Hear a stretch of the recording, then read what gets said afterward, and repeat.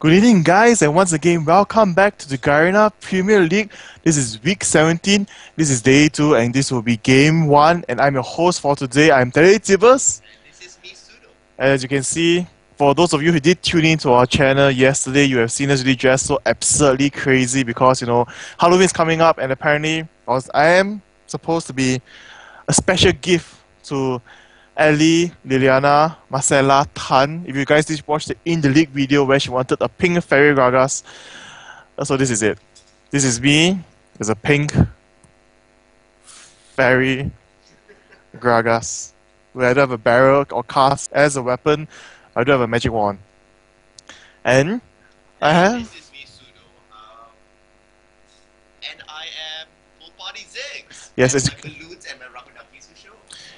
As well as you can see, he's always so easily distracted and he's in the party mood. And he is Ziggs. Ziggs is just a crazy champion. So he's totally ignoring me right there. Not gonna care, have a single worry or whatever I'm saying. No, I do care about what you're saying though. What did I just say? I'm a crazy person. I don't hear what I'm saying. I'm a crazy character, therefore I don't pay attention as well. Huzzah! So yes. It's trying to impress you. Anyway, moving on. So before we go on to what the Garena Premier League is, we do have some short announcements about events that we're having for this month. So I'm sure, just remember, look at the wand, don't look at the pink. Look at the wand. So the first off for this event, for those of you who know, we have been giving out 50 IP bonus from 8 PM to 12 PM for those who've been playing the Proving Grounds, because that is the best time for most of you players out there who have been playing Proving Grounds. And at the same time, this will be going on until tomorrow, I believe the deadline is... It should be the 22nd, if not mistaken. 22nd? Okay, we're going to see that as this whole event for this extra 50 IP actually is in conjunction with the Solo King, which also known as the Last Man Standing event. Oh, I just got it. It should be credited on the 22nd. In fact, I do believe that tomorrow is the last day, the 21st. Oh yeah. If I'm not mistaken, that's right. That's correct. Yes, that's correct. So, so far, if you have not noticed, the brackets have been up. They have been updated for today, for tomorrow's matches and all the things like that. So you will see who will be the last man standing this coming Halloween. I wonder how many of you actually been using Nidalee, because you guys voted for it to be the top duelist champion, so to speak, 1v1. From what I know of, I do know Gloria, who is in, I believe, bracket E. He has used Nidalee not only his first and his second match. That's the only champion he has used thus far, and so far he has been winning. For the rest, they have been shuffling to different champions, so I don't know. It's going to see who comes on to the grand finals there. Definitely. So it's the 2000 Garena Shouts prize pool, and this event has been going on from the 19th to 20th of October. And at the same time, there will be a live stream of the finals of this 1v1 matchup. So it'll be very exciting, and hopefully if everything goes on nicely, you get to see all these exciting matches go on smoothly as well. I'm just readjusting my floats. My floats seem to be in my way. I have lots of cute characters, to be honest. Now, for those of you who are wondering why we are dressed up this way, this is in conjunction with Halloween. As Teddy did explain a little bit before this, that he's dressed up to pay a little bit of a gift to one of the Singaporean casters who wanted a pink Gragas costume. Pink fairy Gragas. Very specific. Okay. So my wings and wands, it makes sense. So let us know if you think he actually looks like a pretty good fairy. And I decided to join in on the fun and to dress up as Full Party Ziggs because I don't know, like everything just looks so cute, and I have Ducky as my friend here. So this will be done for this week. On next week's show, just to let you guys know, we will be dressing up once again for Halloween because Halloween will be really close then next week. Yes. And we will be, I'll be dressed up as Sona, and TeddyTibbers, well, we won't let it go out yet. Nurse Akali, once again I will say, I will take on JMBB's Akali costume, and wear it for you guys, baby. And yes, that just sounds wrong, and we can just call it Princess Drag Race. And at the same time, for those of you who notice, I have not shaved for 2 weeks because just to put on this costume, and it's very itchy overall. There's so much hair on my face. So after today, I can finally shave. So I'm quite happy. Yes. Magically, our make this disappear after the stream. I don't know. So let us guys know if you like the costumes. But I think more importantly, we have done this for a few weeks now, and this thing that we have done is having a wager amongst the two of us. Now, Yes. for every match that we do cast for GPL, we set up wagers, and if you see on the top row, were the first two matches that were played yesterday. Yes. And in both matches, I actually won. So Singapore Sentinels won the first one, and Taipei Assassins won the second match of yesterday. Today's matches is the Manila Eagles versus the KL Hunters, and the Taipei Assassins versus the Singapore Sentinels. Yes, I'm not happy with not voting for TPA at all this week, but Pseudo forced me because I've been hogging it Yes. before this, so I'm quite upset actually. And today, just to mention earlier, for those of you guys who don't know, TP actually signing 2 new players to their team, which is God JJ and Zonda, a top player as well as the AD carry, and Zonda will be playing out for today. So even more, please fail Zonda now, I'm praying, so I can get 2 points and win this wager. I can finally punish Pseudo after for so long he's been punishing me. So yes, all you guys out there, just vote for me and I'll win. I mean, definitely, it's interesting to see that TPA, after coming off the World Championship, they have gotten 2 new players to join in onto their team. This is where they're going to be practicing out, I would say, in their first tournament. We are seeing the 2 of them. So that's really, really good to see what's going to happen. So that will be happening in the second game, where Singapore Sentinels will be going up against TPA. Yes. And the first one, we have our KL Hunters going up against Manila Eagles. Yes. So for the first match of today, it will be the Manila. Well, to make it more correctly, so you guys know who first band, first big, it will be the Manila Eagles versus the KL Hunters instead. Yep. So just to make that clear, so there won't be any confusion. Both can be mentioned, just to make sure who is the home team and the away team, so to speak, for the first pick, first ban, because it is quite important, because being the first pick and first ban, you get to force your opponent to ban things that they don't want to see you use at the same time, using up a ban slot, Indeed. as we've seen throughout the Season 2 World Championship as well. Well, So, for those of you who are just joining us, as we're just approaching the 8 o'clock time as when the show is officially going to start, to introduce to you all what GPL is. GPL means Garena Premier League, in which we have 6 teams for this first season, and they will play a total of 40 matches over 2 weeks in total.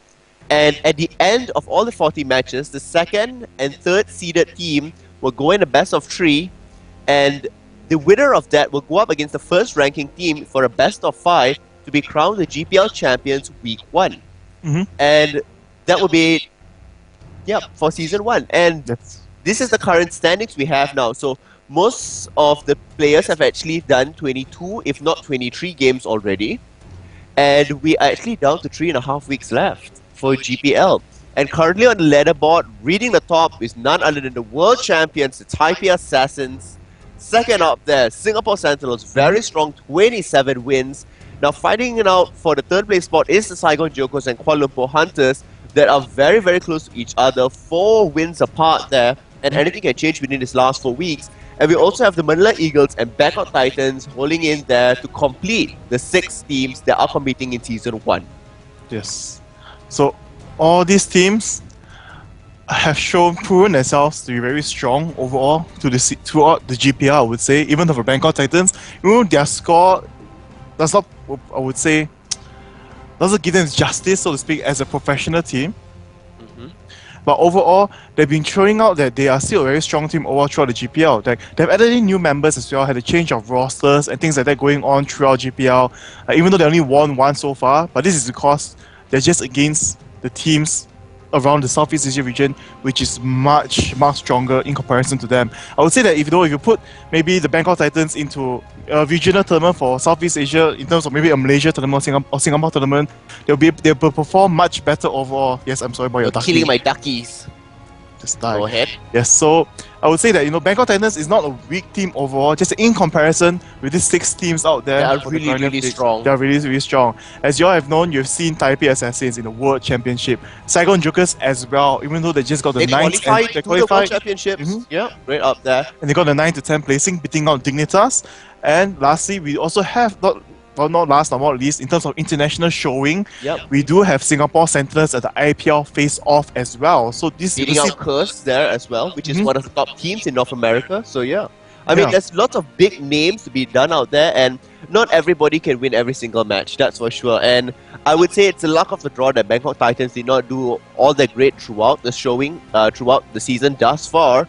But we do have there'll be at least 1 win out there. So So definitely going to be very exciting matches we have today. MLE against KLH for the first game. Both teams have been duking it out quite fair amounts so far. You know, throughout the breaks, we can see for during GPL they've improved a lot when they play against each other. They do have a very strong showing overall. So it'll be a very exciting match to see. And yesterday, Manila Eagles did come up with, well, some people would say a troll pick / bad pick by Toys himself, which is Katarina as the AP mid right there. So we're going to see how well they perform and how well they do against KLH for today. Are they still going to stick with that early game dominant strategy and try out the Katarina in the mid lane? I mean, Katarina is a very strong champion in the early stages. If she's able to, in the teamfights, land the kills. But overall, the crowd control for their team was not there. And we saw how Singapore Sentinels just fought into it. They just bought multiple quick silver sash. Yeah, I mean, countered Skarner's ulti. That's definitely something that many teams can do. Now, we do have a little bit of time before we officially go into the games and things like that. And I have asked people who are in the IRC chat if they have any questions for us so that we can answer along the way. So yeah, one of the first questions is, where's the Sona cosplay? Sona cosplay is next week. We'll be doing that. And Aries wants to know, what exactly is the punishment for this time? People say drink meat chicken. People want to see us drink something disgusting. I think they want to just see me puke again. Yes, you totally failed that cinnamon challenge. You are so... Once again, I will say it. You just suck. Even JMBB completed that challenge and you... Okay, let's put it... failed. To be honest, on a very technical and analytical point of view, it was a wrong sort of strategy. I thought that, you know, if I could gulp it down, it would be fine. But apparently that was not the way how to do it, and you were just supposed to let it rest, let all the cinnamon dust settle, so that, you know, it could congeal to somewhat of a gel-like substance before swallowing it. I didn't know that. And that's how, you know, GMBB and TeddyTibbers actually managed to do it in the end. So no, yeah. it's like, you know, when you put in that cinnamon powder in your mouth, you do feel that sudden, like, a wasabi feeling. You're gonna cry. There's gas entering throughout your nose. So instantly you should know that it's impossible to swallow it instantly. But you know, Pseudo being the boss wanted to put it in and swallow it, but in the end, you know, you just can't do that. And Okay, so we have a serious question now. Okay. Hart wants to know, he has been playing support for a while now, and what would we consider to be a better support champion now, and why? Definitely before the new patch is coming out, I would say Sona is the best support champion out there. You stop laughing. You're gonna dress up as her. Please do her proud and not defame Sona when you do cosplay as her. For those of you who have seen the World Championships, you have seen that Sona is the best support in terms of in laning phase, totally outpoking almost any matchup so far, and it's one of the most. It's been huge banned. pokes. So, yeah. She has huge heals. She has mobility increase, and she has a strong area of effect CC. Yes. She has it all, and the best part is, with her recent remake, she can spam all her 3 spells in rotation, and I think that makes her really, really strong these days. Yes. However, with the upcoming patch where she is getting nerfed out, I would say Leona would become the next one. It depends on how you want to play, because when you pick Sona, it has that utility in terms of playing aggressive and passive at the same time, depending on which skill you max. So, and when she does go aggressive, it's still at a safer range in comparison to Leona, as well as most probably sometimes Blitzcrank and let's see, what was one more? Was in my mind? Nunu, because they have to come into a closer range. So Sona really does just outpoke all of them, and if she just gets aimed, she just change the aura to defensive and straight on aim the AD with your partner instantly. You're most likely to win the trades, unless you have a Graves with Graves Corki and a Leona combination. And if you get caught out in a very bad position and buckshot or whatever lands in your face, you're gonna die very easy, very squishy. So some people say the counter to Sona is Blitzcrank, and that is true. But at the same time, if you pick Blitzcrank to counter Sona, if you don't ban out Ezreal is just going to jump around and just aim down the AD carry very easily with Corki at the same time. Because Blitzcrank... Oh, sorry? No, I mean, there's lots of people now talking about support. So people are saying, why not Zyra? Zyra's pokes are better than Sona. But we are looking at things in total. As a support, you must be able to assist your AD carry, not only in poking, but as well in sustaining in lane. Now we see Zyra as being able to root down someone, but if your AD carry takes damage, the AD carry can only heal up by pots themselves. Not unless you have an Emblem of Valor, but that's a different itemization thing. Sona can continuously heal. So I would say I'll put her on the same level as Taric. But Taric doesn't have the poke ability like Sona has. That's why Sona is very versatile and many people like to use her. Her mobility, her healing, her sustain, as well as her poke. Now, why I mentioned actually Leona as being the next upcoming thing, not upcoming support, is simply because of her large amounts of CC. She has multiple ways of how she can engage. She could walk up and start with a stun. Just to push you down a bit, we did see yesterday Darkness was being a champion, being a boss. Zenith Blade all day, right into the face. That was just a lot of Zenith Blade now. So I mean, that's why Leona, in terms of that safe positioning, if you do it at the wrong timing, it's all about timing for Leona, and if you can get timing right, it's great. It's the same as Sona. You need timing. If you don't have timing for Sona, you're going to get poked, and you're going to like suffer a lot because Sona is one of the squishier ones out there. Yes, Leona definitely. is less punishing because of her Eclipse. I remembered. Yes. In how she can actually do it. So yeah. Now Zyra compared to Leona, I would still say Leona because as much as Zyra can root down the enemies and she can plant her little seeds here and there, if she does not get assists or kills, Zyra is not tanky, she's not damaging, she only becomes utility-wise with her ulti, but the same thing can be done for Leona, and Leona's stun is faster than Zyra. People can get away from the Zyra ulti by walking out of it, but Very people easy. have to flash away from the Leona ulti. You just don't get enough chance to do it. So in terms of fast-paced games, where you want to land your hits, you need to have, I would say, Leona compared to Zyra. And one thing is that Zyra will perform better against poking ADs as the opponent because they don't have any extra spells to kill off a plants very easily. What makes Zyra poke so strong is not just the root, but over after root, the plants appear and it continuously pokes onto the AD carry. And you have Graves or Corki or with Sona, so to speak, in the mix, just casting 2 spells after the plants appears. 3-5 gold. Yep. Instead. Indeed. You're feeding them, to be honest. Now people ask you, what about Janna? Well, Janna is not one of the favorite picks, I would say, even for myself as sport player, because she is too slow. Her tornado cast, you instant burst out your tornado, you can't do anything else. Yes. You Zephyr them, it's still not enough damage. You shield someone, and the moment the shield breaks, they lose the additional AD. Janna is just a very heavily punished support, where if you do something, you make a mistake, you are so heavily punished, you cannot recover. For instance, if you flash ult and your ult doesn't hit the target to blow them back to your team, it could destroy the whole team fight, you could miss kills out. And if you meet Janna randomly walking to ward against, for instance, a Leona, the Leona will shut Janna down. Yes. One shield break, the shield is gone, the Zenith Blade can still continue onto Janna, and Janna can only Zephyr. Yes. But Janna overall is more of like a disengaging support champion. Yes. And you can see in the current meta, it's all about how well you want to engage. It's not about before disengaging. The moment you get caught, you're gone. Yes.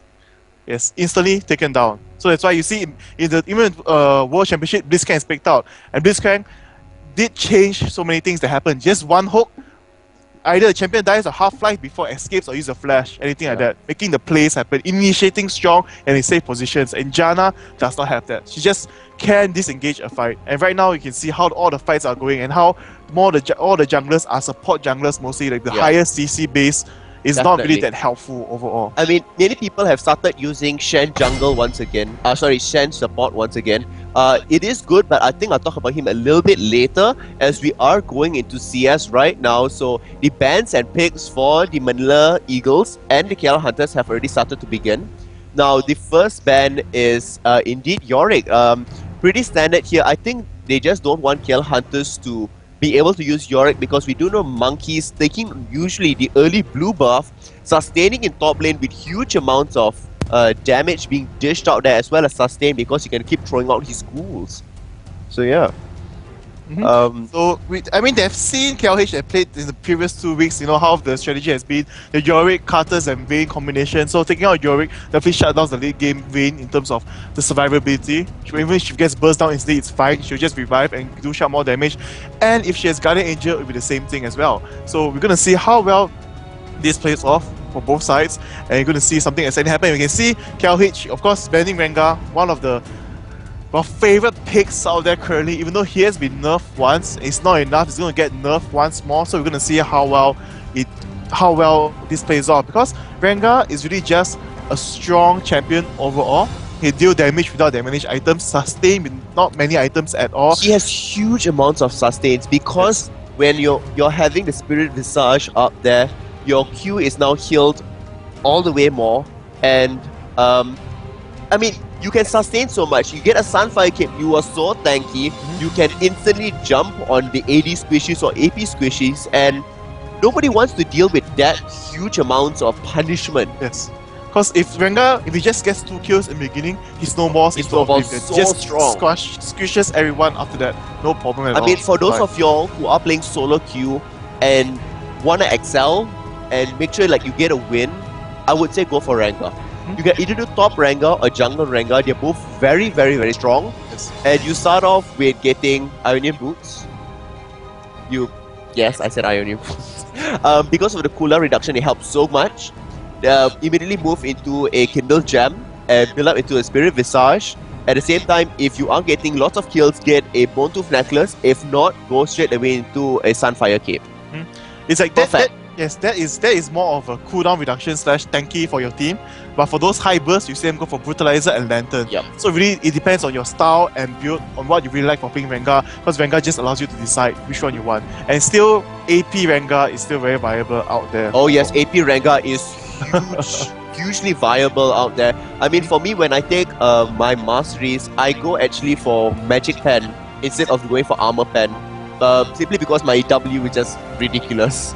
Especially clearing the cube race as well. Yeah, in So, Raws. let's move on from Rengar, since you already asked. We did spend too much time explaining on Zyra. to it. You do see Zyra being hurt, but for the bans, you can see Maokai being taken out, as Common. well as Oriana. Well, I suppose we've seen that coming, as well as Shen and Twisted Fate, very common as well. But we did see that Evelyn is not banned out. I suppose they think that both teams will not, I'm not going to excel or know how to use Evelyn that well, or maybe they found a way how to counter against Evelyn, it. yeah. Yeah, so that's why they're not going to worry about it.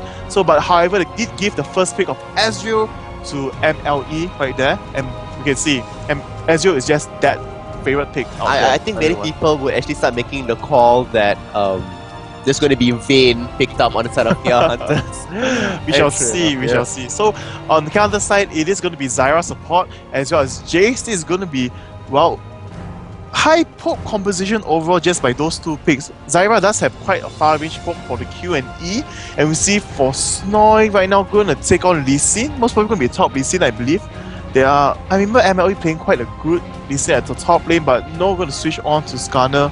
It looks And- like Skarner is being one of the more favorite picks out there now. Skarner and Sona, lots and lots of CC. That also means that it's going to be a quite an easily shut down lane at bottom.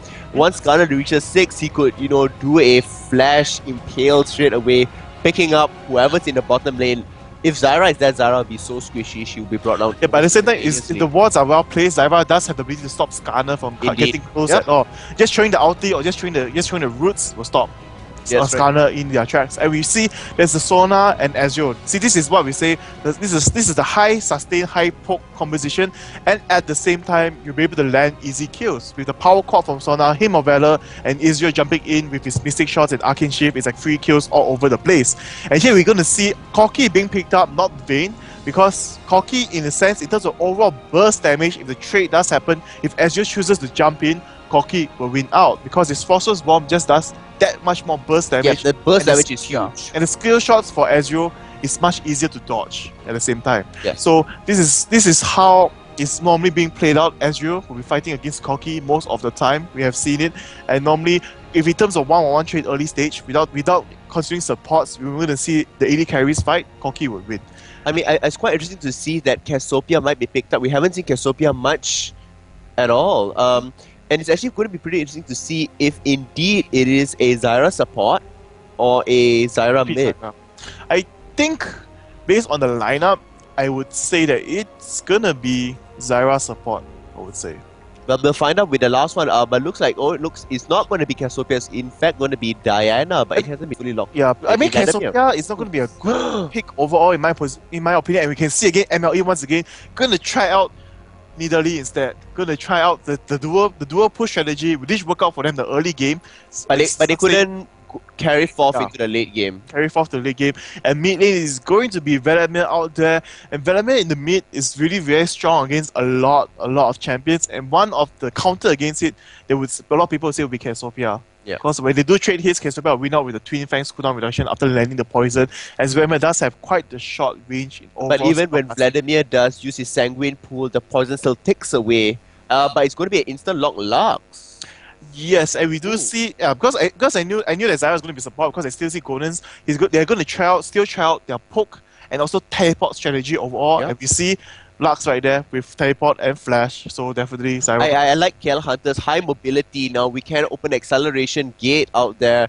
We have a lot of gap closes, a lot of lockdowns that we have. The binding from Lux, the ensnare from Zyra out there. So I like that quite a bit. On the side of Manila Eagles now, we do have Skarner coming in with the Impale Nidalee, who will be able to dominate top and basically escape so long as she's close to bushes. We will see how it happens because pre-6 against Jace nearly might not dominate top, but we'll have to choose to sustain instead. Yep. But if Monkeys does push out a bit too far, then Skarner, if he's hiding, then it will become a terrible situation. So we're going to see how well this two team performs. You can see right there, Ipions is stretching and Hagane and Jeyong is just joking around, dancing, apparently relaxing. We did not see them waving their hands just now. I think they just want to like relax themselves out just a little bit just before they go into things. But actually, I want to see what, since many people have been asking about Zyra support, let's just look at the runes and masteries that Zyra is using so that we can have a little bit of to see what's going on there. And there goes the Slither bug, and after refreshing, it's fine. And here we see actually it is a support build. It is a support but build. instead just more aggressive, not opting for any GP5. GP10s. Okay, Yeah, GP5 GP10s. as well. 10, sorry. If you ask me, I'll say GP5. I'll just say it's gold plus 5. GP10 is gold per 10. So both to me is the same the thing. same thing, But yeah. everyone just wants to use GP10 now because they think it's a more correct phase. So let's just use GP10. I would Let's say. use GP10. That is. Yeah, it's Um, fine. So so we yeah. see going to be a bit tanky with flat armor, as well as going for more damage, so to speak, as Zyra. As Zyra, just with this additional of just this little more damage, actually makes, It makes a a lot difference. difference. It makes a huge difference. And we just take a look. Moving on to the masteries, we see going to be a bit different. Yeah, as we saw the runes, she's going to go to and trade hits, going to dive in a bit closer. So instead of opting for the normal 0-9-21, it's actually going to be 11-19. Where we see taking the magic resist, the flat then the armor increase, as well as the HP durability, HP, extra HP right there, 11 points used here. And for here 19, actually taking Sage. Yep. What? I have no idea. Is this? I have never seen anyone so far picking up Sage. Not in GPL, but it does work for certain supports. For instance, if you do take Zillion, it's just an added boost to his passive, where he just levels up even faster sometimes than the AD carries. And I mean, it's a huge thing to help out because this is how the difference between AP and AD actually is. AD carries require gold to transition into items, therefore increasing damage. For AP carries, they require level more than money because they actually scale better with levels than with money. So that is why we see in mid games and in early games, the moment somebody hits 6 where they have enough points put into their skills, they become really dominant. As compared to the AD, even when they are 6, it doesn't matter if you don't have a BF sword, if you don't have Infinity Edge or anything at that point.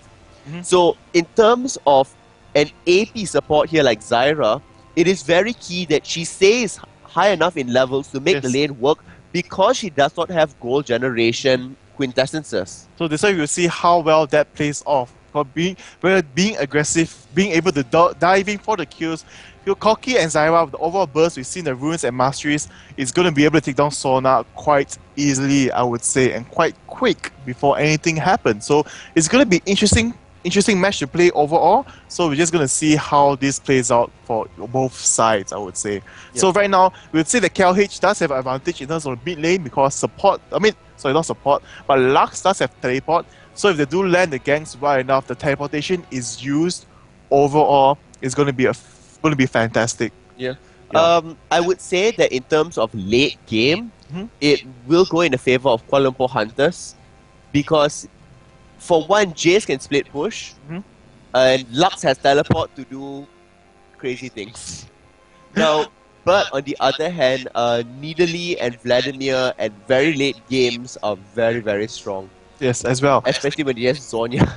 But the problem stands is, there. even before the fight occurs, with the poking from Jace, Lux, and Corki, but together with a bit of Zyra, the root lands at the max range suddenly is going to cause They can havoc. use Lee as well, the resonating Yes. strike. You know, they move Yeah, up. so in terms of overall poking ability, when it reaches the end, KLH does have advantage. In terms of early engagements right now, I would say the Sona ultimate with the Skarner ultimate, it is in the favor of Manila Eagles, as you saw yesterday. So you're just going to see how fast KLH just gets the QSS and shuts down this Skarner or maybe Sona ulti overall in Well, this we'll game. find out right now as we Yes. move into game. This is the Manila Eagles versus Kuala Lumpur Hunters.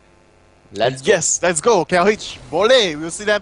We're going to see how well this is going to happen. Yesterday, MLE, did they do a count? Let me see. Was it a counter jungle against Yes, SGS? it was. Yes, it was. They And they invaded. got the first kill against Singapore Sentinels. So let's just see how is it going to be. They're going to play safe. They're going to be more aggressive this time. We see all of them moving in. It's going to most probably going to be another counter jungling as Lee Sin does start onto raid. We see them moving into WoW. Not just moving in separately like a boss. We see them planting the ward already at the waves. The pings are going down. I think Corky did see it. I'm not so sure. They were just pinging onto the They do see areas, each other. They but know they that do they're spot playing each other. around there now. Oh, Yep. this could Golan's getting a little bit poked out here. So I don't know. They know that they're waiting in the bush. That the wards are being placed now. So they do see each other. They do know that they are there. But Manila Eagles looks like they will be backing off now. The pings are still going off It's a across the signal. map. They want to know what's happening there. For the fact that they know that they could have been there possibly. It's interesting to note that the Kuala Lumpur Hunters have just watered their blue, and the Manila Eagles now are going to their red. They want to secure it. They don't want to do any ridiculous things out there. So yeah. So I believe they will actually go for KLH blue instead because they do have the ward right there and see peons they're going to get spotted right now. See, they see the whole team right there and they know that okay, we're just going to take each other's blue. It's going to be a safe thing because of all the wards right there. And here we see with KLH ward right here, it's going to spot them very soon as well and see as they They approach see it there. and see it as well. So they're just going to steal each other's blue, no problem. Nothing. No huge engagements going on, but just taking each other's buffs. It's just going to be interesting to see what they take off after that. Are they going to fully clear the bull, or they're going to leave the two small minions right there and I get think the they timer? should leave the small minions out there just to punish them a little bit more. And indeed, that's what Epions is doing. Now, let's just check out what Skarner is does doing. spirit So overall. I it does believe go to the favor of KL Hunters, actually. I wouldn't say so because if it does come to the blue fight, I would say at that point of time it might be in the favor. Oh, but look, this is what's happening, Goldens. Everybody's now moving in. They want to try to get Skarner out here. Oh, the fight binding lands! lands! It lands Great. over the wall right now, and they're gonna chase on to Misery, proccing the 3, passive right there, and we're gonna see what happens. One. Oh, no, the Nope. binding is back up again, but opting not to go for it instead. Oh, but Jaehyung now he has to turn around and go back into lane. So Skarner got punished a little bit there, and Monkey is being poked. I like how Needly is just hiding within the bush, just slowly attacking them on the normal side with things. So right now, everything in terms of the early farm, because they did move into lane earlier, is in the favor of MLE just by a few bit. But if they continue to just slowly farm up, not missing any CS, it will slowly transition when it comes to late. Here it will be in the favor of MLE. Here we see right now, because as we mentioned, trading hits right there. Sona poked two champions at the same time, the Hymn of Valor. But Yep. Zyra only poked onto the support, which is Rabanga right there. They did trade a few hits, but in terms of overall health, which is lower, it is in the favor of MLE. So this is why Sona is just that favorite pick against most matchups as well. And with Ezreal, high poke and increase of damage overall for Ezreal when the Hymn of Valor is up and ready. So we see The court does go off. Court does a go little on, bit but of damage, but look at how much Jaehyung got back in return. Now, the power cord did manage to land onto him, and the creep wave is pushing further away here. In the mid lane, it's an interesting thing. Now, Golens can bring up his shield, but at the same time, Vladimir can lifesteal some back to him. sustain. Yep. But the thing is, the shield actually takes a longer cooldown than the transfuse from Vladimir. So if this continues to happen back and forth, Lux will actually tend to lose out. And that's why she has the teleport up to, possibly get some extra experience from the other lanes. Now, Skarner is very close. Skarner is counter jungling, taking the race, could possibly moving in, and indeed it is moving in to Golden's. The Q does start to go off, but indeed the shield is going to assist Golden's out there from receiving reduced amounts of damage. So yeah. So here we see Oh, BYY actually not taking the plant as quickly as I had hoped for, just taking one hit right there, trading a bit. But here we see, right now we can see the pokes all going on. They're going to rush on to Remenga right now. All the damage is going off, and you see, this is why Zyra went for the AP. She has 20 AP right now, and at the same time with Corki, the burst amount of damage is very high. And you see here right now, fight going on the bike. Ooh! just barely missing. Just barely a missing. little bit now. This is once again, I like Hagane. Hagane is landing his binds like almost every single time. Managing to catch people out, but if he continues to throw out his plants in that sort of manner, now VYY will start being able to start pick it off and get it for gold. Definitely, but I think it's fine for the early in terms of the early stage right now. We can see right now Zyra still has more mana in comparison to Rebenga because Rebenga has been forced to heal himself up as well as Azure as they keep getting caught by the bias. I think they do not want to get caught. They just want to try to trade the hits, but it didn't work out so much into their favor right now, and they're being forced to move back slowly. Right now, as you can see, they were so aggressive in the early stages, but now because Sona has run out of that mana, They can't be as aggressive. they That's can't what's be as happening. aggressive, definitely. He's gonna wait.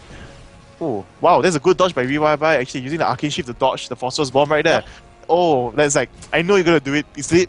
He just jumped out. Very quick response right there. Indeed, if you look at the AP champions, we do see Vladimir with the Cage's lucky pick very quickly on, and immediately Lux following up with the Chalice of Harmony. So I think that's a great pick of items for both of them, simply because Lux can sustain further in lane. We having a Chalice of Harmony, but look at the bottom here. The flash is forced to be called up by Hagane. It looks like Hagane will be dropped down to the first blood, but not so bad because Remenga did get it. So if it did go to the AD carry, it would be significantly better. But for the fact that for the fact that it was in fact Rebenga that did get it, so looks like Rebenga will be able to go back and immediately get here her Philosopher's Stone to assist them out. Oh, also Teddy, could you do the switching of champions? Totally forgot about it. Yep, so Kaigo is being hit a little bit there by Lux, just being punished a little bit for coming too far close so that he can land his Tides of Blitz to every single person there. And Jeong now here still getting poked across, forced to Valkyrie out of things because he doesn't want that much damage being taken. And this is what happens when you have a non-sustained support. As much as you can be driven back, you can't actually turn back and engage on something. Now, Appius is actually slightly further away, and Monkeys is continuously going now for Snowy. In fact, burning his flash out there, bringing Snowy really low. Burning his Ignite, not Flash. I was like, I thought you were talking about Nidalee, but I didn't see any Flash going off. No, sorry to crack you. I'm like, but Lee said that possible go for something. Now we do see Lux walking in as well. Is this going to be a counter jungle node? In fact, they just went there, they just placed the ward down. It's interesting, Appion's just cleared off the small little lizard at the blue. So the blue buff is going to be starved out a little bit further. Okay, I believe that they thought that, normally we see most people right now, they just clear the blue because they want to see the blue timer, but instead that, Skarner has just been showing his presence over in the mid at the bot lane. He did not really go to his blue to check it out, and when Appion went there and cleared it off, it was a little bit shocked because now when Skarner goes there, it's wondering, wait, what happened to my blue? Like, why isn't it spawning yet? And in fact, the blue will be spawning in about maybe 4 minutes time or so. So it's great that KL Hunters now has this timer in their advantage, and they can move in for the counter jungle if need. And the both blue spawning time will be like have a 1 minute difference, so they won't need to be afraid that if they go for the counter jungling and taking the opponent's blue, that their blue will be taken back at the same time. So this is going to be very good timing overall, and we're going to see how well this turns out overall. I mean, in this game, you see, I'm supporting the Manila Eagles, and look at this the trade going on. But you can see with the no, the Phage proccing all over the place right there, slowing down Jaeyoung take a massive amount of hits. But here we can see Monkey. Here we see a Scarlet game. There goes the grab. As you mentioned, Impale goes off. This is going to be going for VYY now. Yes, it's going to be a good choice actually, but it doesn't manage to get enough damage. Here we see Lux coming in. Yes, very clutch play right there. The flash almost taking out Zyra right there. I like the shield going off. We see Jaeyoung being a bit aggressive right. They're going to try to poke them off. They have the wall. There. Yes. But I was waiting for the Lux bind to be up and it wasn't ready in time, so they're going to be forced to fall off. She couldn't land the second bind out there. When she immediately came out, she landed the first bind. And I thought was really clutch. If you were paying attention, the immediate shield went off onto Zyra to make sure that Zyra stayed alive. And Zyra was at a very small sliver of health. Keeping her alive was a great thing because they were denied a kill and they got a kill in return. As well as now we see that Vladimir is walking downwards. Epion is in the jungle as well. They're trying to go in VYY. gonna move on. What actually happening at the bottom? Actually, here we see. Well, Oh that's wow! Oh, that. Wow. It was just by a little bit Just off, a and it looks like bit. Epions will be caught out here, and there's nothing else that can be done for Epions. I'm not sure why they decided to dive though. I don't think so. They knew that everybody was coming to the party at bottom. No, I think they knew, but I think they just wanted to give the immediate goal onto Goldens once again. Maybe in the mid lane he'll fare off much better against Valamir in terms of trading, as well as we want to really push down the bottom lane after that. Possibly, yeah. I mean, that definitely could have been it. I mean, they could have even transitioned that to a very early dragon if they wanted to do so. I wouldn't really call it really early because they did 10 minutes into it. I mean, but look at this combination. The snare into the vines by Zyra, and then immediately one Phosphorus Bomb and the whole back creep wave is decimated. So, very fast pushing there. They want to try to take advantage of this since Corki and all did move back. And Kaigo and Golan's continuously trading off here. Golan's still going to win off maybe in the trade if most of his spells land because for right now he has blue, he has Chalice of Harmony. He has Chalice of Harmony and he's right not now punished so badly. Yeah, Valamir does not have his Hextech Gun Revolver yet. And here we see a gang going to move in, the shield goes off and here he dodges the strike but dodges that as well. Very nice, yeah. So this is going to be overall quite exciting plays going off the map. We can see on the top lane, Snowy being forced back quite a bit, not going for the early Chalice of Harmony actually, so he has been using up quite a bit of mana to sustain and heal up, but right now he's pushed himself back in quite well into the game. I would say he was one level apart from Monkeys in the beginning, and right now they are both almost at the same level, I believe. And so the itemization in terms of overall CS is just about the same. I think Monkey has been trying to be very aggressive. Here we're going to see a kill go on. Snowy jump into the wrong direction. Not sure it was a mistake, but I think he wanted to jump closer to the brush. But missing everything along the way. Everything along the way right there. Not so well played by KLH. Overall, definitely could have been done better, I believe, in my opinion. Somebody just commented, it's just like, who's the guy with the block nose? I think he's referring to me. Oh, is it me? No, I think it's me though. I do have some nasally effects when I do speak like over extended periods of time. But look at the amount of warding. If you could just show the vision of Manila Eagles right now. Wait, before that, we're gonna say Skarner might steal the Wraith right there. A good job because they did have the ward right there. And let's take a look at the vision as you mentioned. So we can see right here, the top area is well warded. The bottom just the tri-bush, no wards at Dragon at all. And Skarner trying to charge in also Gorgons with the double buff right there. Nothing much happening. And here we can see KLH actually has no more wards on the map. The wards have all just expired, in fact. It's all expired and just holding on to it. Haven't found the correct chance to plant it. We can see here, right here, Monkey's going to be very aggressive again against Snowy right there with the Brutalizer. Oh no, he misses the most important part of his skills and yes, he's going to be taken down. Huzzah! No, definitely a big no actually from me because damn it, Monkeys, come on, you were winning in the beginning. No, this is what happens because Millie is able to sustain better than Jace because of her heal. She's also able to dish out lots and lots of damage. And if things really do go bad, she can escape better than Jace. Jace needs to land all his skill shots to, make sure everything goes well. For those of you who are just tuning into on the Malaysian stream here, they have been asking why are we wearing these ridiculous costumes. It's for Halloween. And the whole reason why Teddy is in a pink dress with wings and a tiara and a feathery boa is to basically... It's a gift to one of the Singaporean casters who demanded a pink fairy Gragas costume, and that's to do that. And I decided to, join in on the fun and have pool party 6. But it looks like this will be the third blue buff given to Goldens already, so he's just happy with his blue buff. And we do see that Kaiko actually doing a very good job in controlling the opponent waves. Whenever he pushes the lane, after he gets a chance, he knows the wall, he sees everything, instantly just go aggressively to take off the waves. Yeah, and if you look at the actual screen on the left-hand side, which is the KL Hunters where you can see the live view there, if you see somebody standing behind him, that in fact is John Murray taking stuff up by Goldens. Oh my god, running away with a slither of health! What will he be able to do? Get the kill onto Kaigo with the blue buff, and the shield going off right there. They're going to chase on to Misery. And the resonating strike does go off. No, in fact, they are opting to go back. They were so very close. Pushing them away, but... Oh, but no, here we see the bind goes on to Misery right there. Oh, yes! Nice. That was very brave, in fact. Yes, now see 3-3 back to a tie, but the goal difference is still right there. We can see overall, in terms of the CS, is a bit different right there. Manila Eagles is still in a slight lead. And here we see again the poking going on at the bot lane. Eric just trying to win out both sides. You can see in terms of overall CS, Ezreal is just winning by a bit. Once again, the support CS is the same. It's quite surprising that they actually are the same. Simply because I do believe they're very aggressive supports and somewhat similar playstyle. So they're both trading back and forth.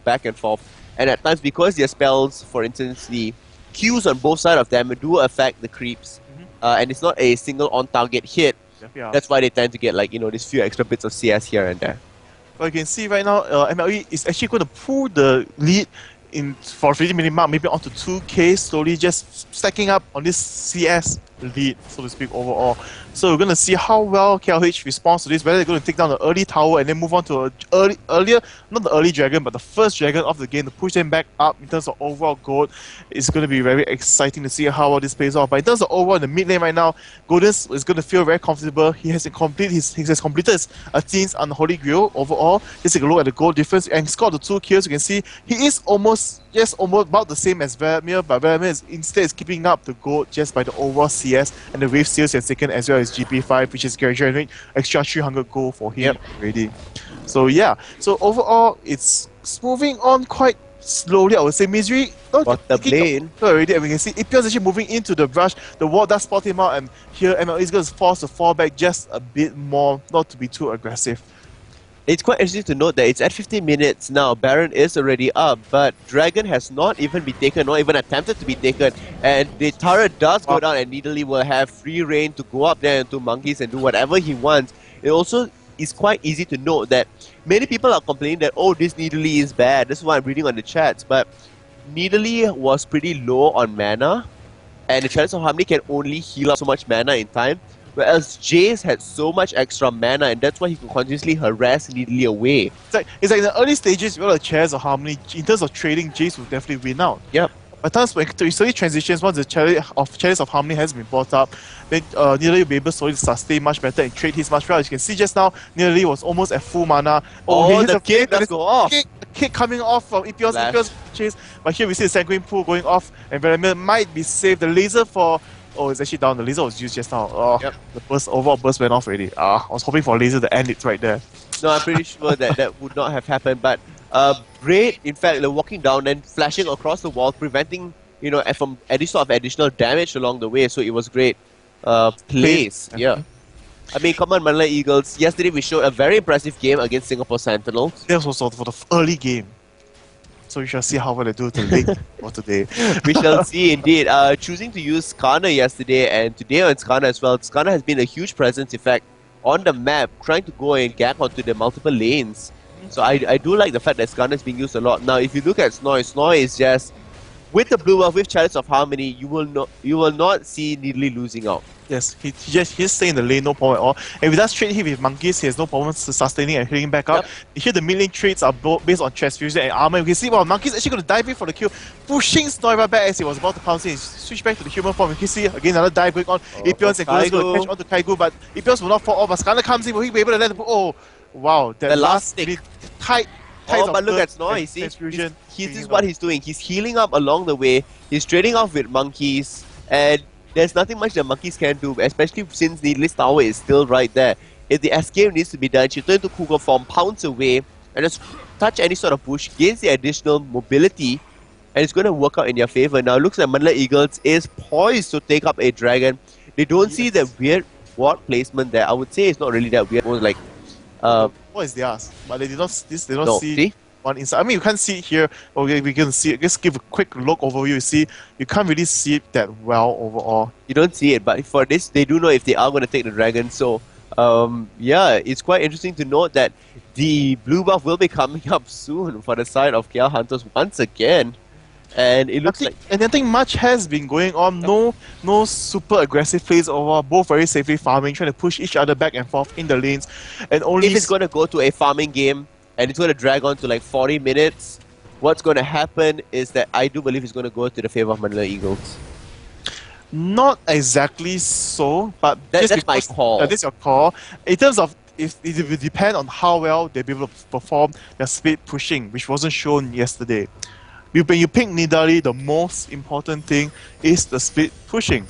But if you look into how when it comes to the team fights, overall pokes, if they just stay there and just poke each other around, even though Sona is able to heal, but from the Jace poke, from Lux poking, from Zuck spamming the ultimate maybe with the blue buff on, they're gonna just take up a lot of damage overall.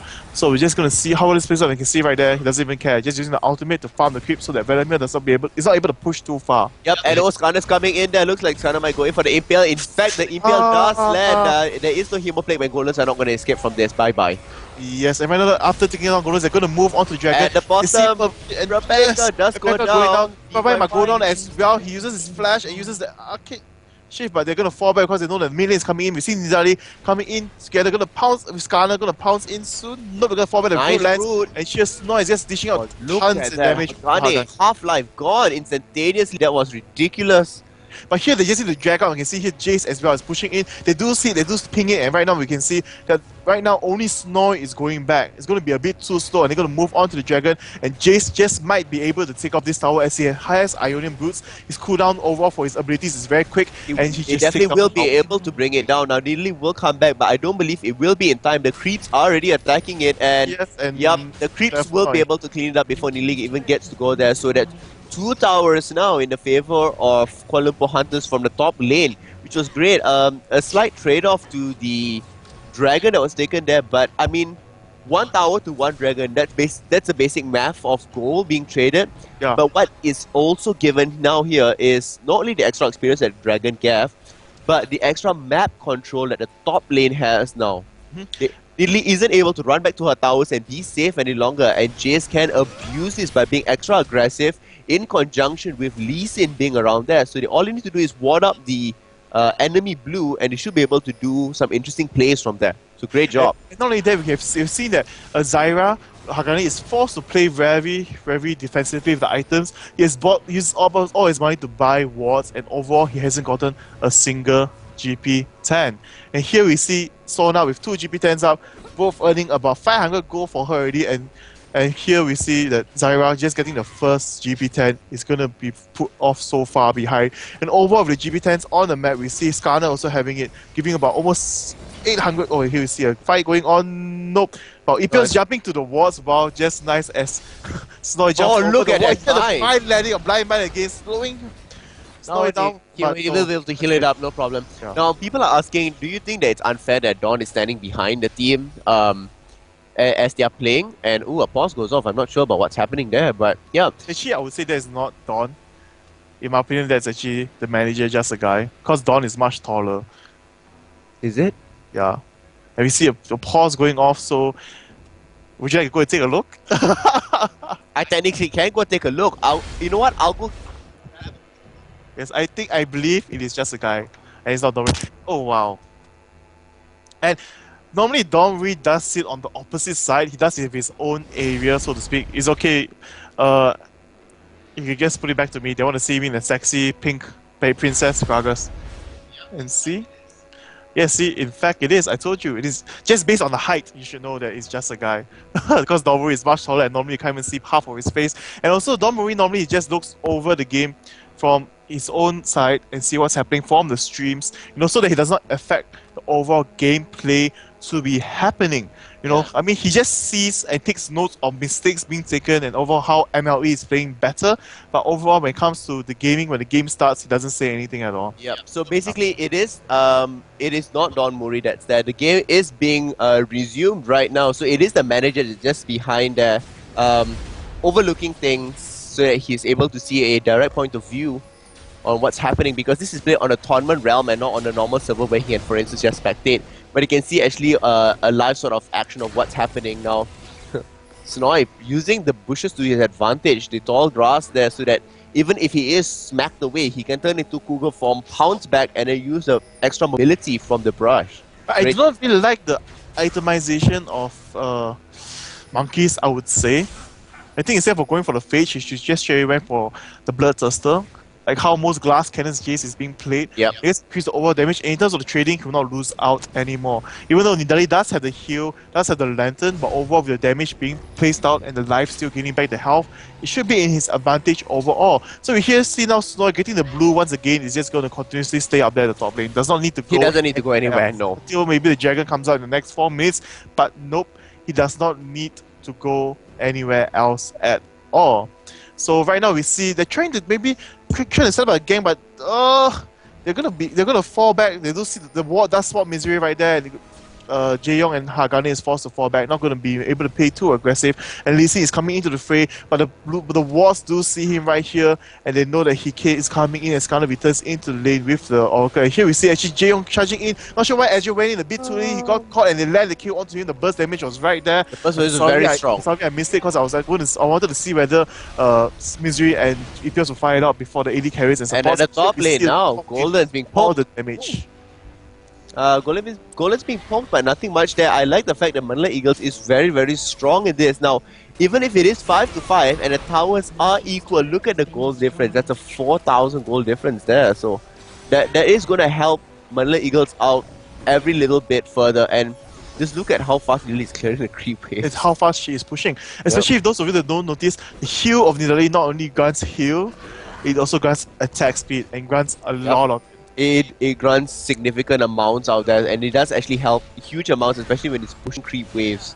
Immediately, if she does use a heal turn into Kugel form and start into her paw swipes, it's very fast. Yes. Very fast. and painful.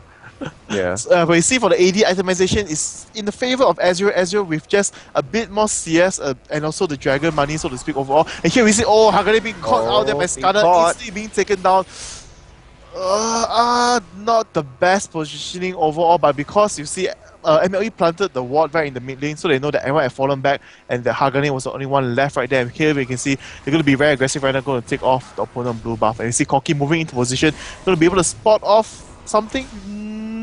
Nope, they're going to be... the binding does not land. The binding does not land, and they're going to be forced to fall back from this. I think what's interesting to note that on the side of KL Hunters, the shields from Lux is almost hitting every single target, as well as Hagane using Zyra. The snare is also hitting a lot of people almost every single time along the way, which is great. Really great on the side of KL Hunters. But overall, they're not... farming. Yeah, but the farming. problem is the farming and the GP5s, I would say. Yep. That It's is, all taking away and helping them so much now for the side of Manila Eagles. that's why that's part of where the gold difference is coming. It's coming from those GP5s which just slowly stack up lots and lots of money for your team. And here we see trades going on, top being pushed, middle being pushed, and now Hagane and Jaeyoung moving back to the bottom lane to farm. Going to be a bit overextending. No, what's being They don't really have all that many wards, but yeah, that's what they're doing now. They're planting wards along the sides to make sure that, Jaeyoung can farm up there so that he is able to catch up itemization wise. Now we do see that Jaeyoung does only have a Trinity Force and Berserker Greaves, but on the side of Ezreal there we do see Trinity Force, Berserker Greaves and a BF Sword, but the BF Sword being brought up now by Jaeyoung, so, which means that itemized wise they are pretty much the same. Not just almost the same, I would say. Just a bit of gold difference. So let's check it out from here. You can see 700 it's just gold difference. 300 gold difference. Are you No, okay? I mean the current goal he has to catch up in items. Oh yeah. Okay, definitely. So here we see, right now, MLE with all the wards and the oracles on Skarner not even being destroyed or taken away from him. They're just playing so aggressive overall throughout the whole map. And right now the second dragon is out, and here it's going to be a free dragon for MLE. Yep. In fact, it is going to be. The Resonating Strike is a little bit slow. The bindings does go off though. Oh, the Zyra binding is a bit too far. He was a bit afraid to move too close, but here is going to be the choice opportunity to dive in because Nidali is at top pushing, and here's going to be a 4v5 fight, and the gates go for the Crescendo goes up, and Epos is coming back to defend himself, but it's going to fall by... No, he doesn't get hit by Hero Blade, it's going to be fine. My bucket is being taken off by Kaigu, and here we see all the action going off, but no kills for KL Hunters, and it's wasted, and here the training hits, they did not get anything, and here Nidali is going to tank the tower hits, and he's going to take off the tower very quickly. Just like a boss. Yes, just like a boss. Just like a boss though, in what happened there was that Colombo Hunters were not in position. It was great for Sona for the side of Manila Eagles because she could land Crescendo and lock 4 people out instantaneously. and that actually went into a huge amounts of favor for them. Now Vladimir put down his ultimate, his Hemo Plague, and immediately it assisted them so much better there in dealing all this additional damage. Now it looks like Kia Hunters is going to go for VYY. The initial phase proc does go off. It's going to be caught off right here. Yes, VYY flashes over very good. The bind misses by there.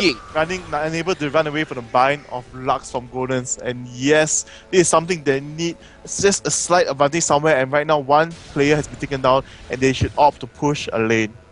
They should opt to push a lane, but whether they will be able to actually take out a lane or not, I don't think so. Because they don't want to get caught overextended, especially with a little bit of low health, especially with your mana being about half overall. And that's why Jeong went. This is the wards right now for MLE. Just spotting. Just look at MLE's wards on top. Yes, and here we see for KLH side is being very. It's very minimalistic. Very minimalistic. Yeah. Very minimalistic. So I don't know whether it's all that great or not. So yeah. But right now, this tower is just going to help push them up just by a bit more. It is the 4-4 towers, 2 dragons going on to MLE, 1 kill hit, but overall the goal difference right now, it's almost 10k, it's 8k right there. Very good job done by MLE. Come on, MLE, you know I'm supporting you. Let me get like a clean sweep. Did you bribe, KLH? No, I did not bribe KLH. I see potential in teams. I see potential in teams. That's a total lie. The Ducky whispered to me and Ducky told me what's happening. And here we can see overall this game is very slow moving, I would say. We see some gangs, some fights happening overall, but no kills going on overall. But it's still a fantastic game being played out by both teams, being defensive. It's going to come down to 2 major fights and then it will end. I would say it might not even come off to a major fight. It might just come off to speed pushing all the way like a boss. No, I do believe it will actually come down to one of the major fights out there. I mean, it might not be a full 5v fight to start, 5v5 fight to start with. KLH right now has to go on to defensive because the full impale, great job there. Golden's going to be taken off. No, the Crystal Lantern. Yes, it's going to be taken off, but here nearly coming from the side, going to pick off. Great job. But nope. The help of Jace is going to be able to fall back, but right now with all the movement speed buffs in here, Monkeys does go down at the same time. Now they're going to Hagane is going to be taken down, and right now going to move on to Ipions. This might be an ace, though Jeong is able to run away from this. Free Baron. Yes. I mean, they can either opt to do the Baron or they can actually push in. They will do the Baron, but in fact. Go for the Baron. I don't see why not win the Baron. VYY does have the red buff. Vladimir is there who can sustain. Mizre is coming back out now to deal additional damage. In fact, he is putting on his crystal exoskeleton so they can reach there just a little bit faster. And because Lux is not alive, she cannot use her final spark, which is her ultimate, to possibly steal Baron, even though they had the ward there. So, free Baron to Manila Eagles. The goal difference now is 11,000 in their favor. The team that I'm supporting, go Manila Eagles, make Teddy get punished. Yeah. The lies. No. So, this is going to be, well, very hard for KLH to come back right now, especially. Not just because of overall how the performance of everything, but still because of the Baron buff being taken. The objective side, MLE Eagles, is being much more successful. And let's just take a look. We did mention the CC side, there's only 2 CCs for Manila Eagles, the main CCs, which is actually Skarner's ultimate as well as Rebenga's ultimate.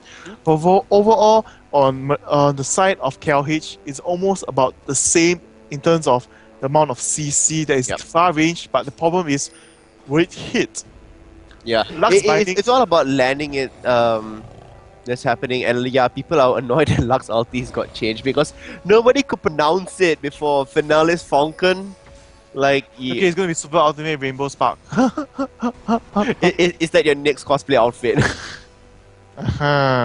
Anyway, here we're gonna see overall, right now finally getting Orcus, Hagane getting one of it, but not the best choice in my opinion, because he is getting taken down and burst down very quickly and easily overall.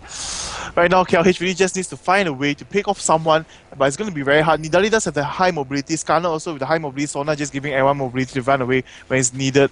It's all about mobility. Hard. Yes, overall mobility. But at the same time, I mean, KLH does have it, but still, if they do engage, it needs to be for them to catch up 1 or 2 members. It cannot be a 5v5 fight right now, as MLE does have the Baron buff. Yeah, I mean, overall, they're going to dominate it. And look at that. It's ruining them taking them off all over the place. And we Indeed. can see, wow, actually Jaeyoung going to be more aggressive, going to opt for more damage output. He actually goes for Infinity Age instead of going for a Bloodthirster for more sustain. He sees that they are losing out in overall damage output when the fight does happen, and has opted to change his itemization by quite a bit. So just going to see how well this plays off. But what I was mentioning before is that Nidalee is still continuing to push up top. She has a rather huge creep wave with her, and at the same time at the bottom, VYY, not a chance, Monkey. Not a chance. Not so sure what Monkeys was doing right there.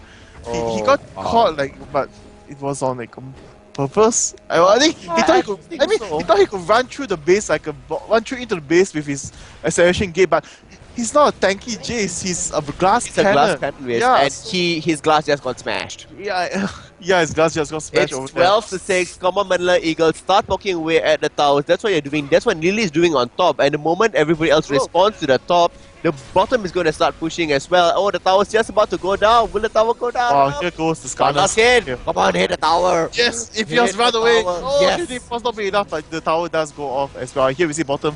They're pushing in as well. But Sona with the ulti, but it's not going to be enough right there. And nothing is going to happen. They're going to be forced to heal up. And right now they're going to take down 2 inhibitors in the base simultaneously. They're going to go for the middle definitely immediately after this. Now we do have the creep wave coming in. There's no problem with Vladimir. Tides of Blood with the additional power called Hymn of Valor coming out for Sona at the same time. Now, the moment they push back the top, the mid is going to be shoved as well, which is exactly what we're seeing now happen. And I don't know if KL Hunters can actually do this. If they need to engage on they need to commit onto a team fight.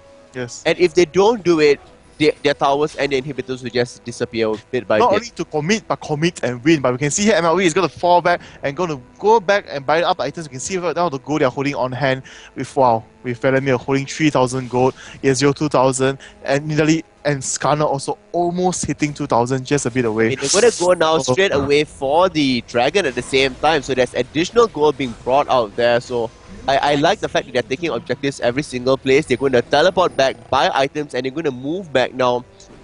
It's going to be pretty interesting to see that for Vladimir, he will definitely finish his Revenant's Death Cap. He has Zonia at the same time, Abyssal Scepter giving additional amounts of damage there.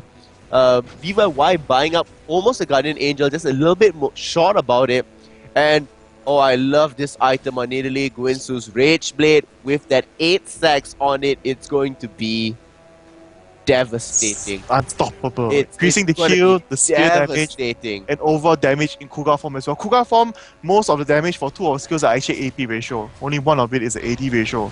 But the AD ratio is very high.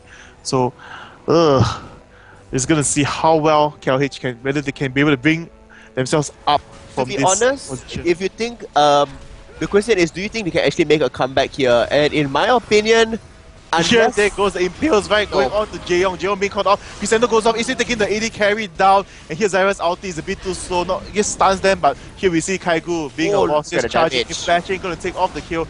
And what? Misery has left the game.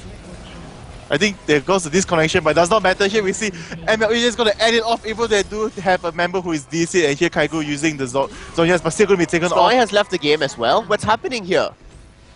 There seems to be a this team- connection problem, but But all the super minions are basically going to end it. They don't care Yes, they about don't anything. care about Everybody this leave the game. They are going Oh. to end it. This is what's happening. In the end, it's a 3v5. Oh, the reconnection does come back, so it did end with a 4v5. Wow, this match, this ending. What? And in fact, you are a little bit sexy. Your sleeves are falling off. see, you're doing a bad job today. You don't put on my dress properly for me. Oh my god. Congratulations, Manila Eagles. It's the teams that I'm supporting that are winning along the way, so that's great job there. People are saying that, yeah, Manila Eagles can win the 3v5. No, in fact, I do think so. They had some disconnection issue and they had to leave the game, that's why. But let's go and see the score screen right now to see how everything ended in total. And we do see, I really like the last item that Nidalee bought, which was the Rage Blade. It would definitely help out so much more. Which is The also fact my- that she was so tanky, she had so much of damage from the Trinity Force, the Merc threats that were already there, so there was huge amounts of damage that could be having Now, we do see that Jace went for the glass kind of build, not tanky whatsoever, and in total only 9.6k gold, so a little there considering the fact that he had 263 CS. It would have been great if Jace had bought, I don't know, a frozen mallet a little bit earlier instead of rushing for bloodthirsters initially. He would have helped out a little bit, be more tanky. Now, in terms of his lane, if he got the Brutalizer and Bloodthirster first and he just focused on his lane, I would say he'd be able to trade very much better with Nidalee. But because he got the Phage first, he did slow down the item build of Yeah. he did stop there, you know. By the time he had the Phage and Brutalizer, he bought the BF sword, and that's when he already had taken out the 2 towers, so there's nothing much else he could have done in the lane per se. So I think that the moment that had happened, he should have gotten for the Frozen Mallet and transitioned it to the super late game where he needed to be really, really tanky out there. So yeah. I don't know about that, so yeah. Yeah, so here we can see overall, Olgun's the only one being able to get the QSS right there. Being afraid of the Scarlet overall CC being dished out. And this match was very well played by MLE. They pulled off the strategy this time without fail, I would say. Yeah, I mean, this time they definitely pulled it out much better. Zara was able to dominate top more, and people are asking, have I found you a girlfriend? The answer is no. Very funny. Anyway, so like as you can mention, and also this game, just to mention lastly, some people did mention, I saw in the IRC chat are saying that, you know, is KLH, are they like, you know, maybe for this game they're just throwing it around, they're not doing so well overall, you know, it's because I believe that, well, maybe the break period, they're just trying to try something different, and this is a very high poke composition, I would say, and they did not reach the stage where they were able to utilize it at all. Yep. The Scarlet gangs were just so much more stronger and potent in the early stages, and which happened, and Lee Sin wasn't able to deal out as much damage as he had hoped or land as many gangs successfully, which led to, in the end, you could see all the differences being shown out there, and wow. Maybe the teams that are bad for are going to lose this whole week, just like how Pseudo has mentioned. This is so depressing. So anyway, going to go for a short commercial break. I am TeddyTibbers. And this is Pseudo, and we'll see you back shortly. Don't go anywhere. Yes. Why are commercial breaks always so slow?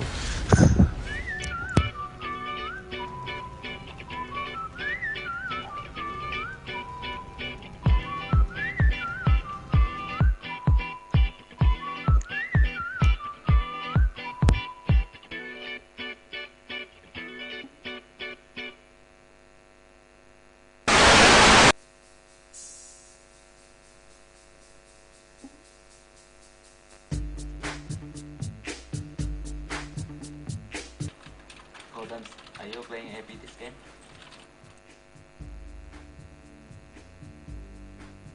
Opponent?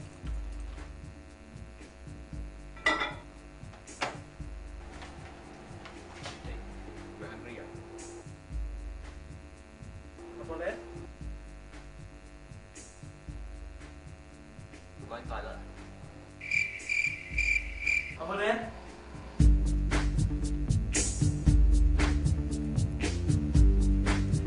Nice lah. Nice lah.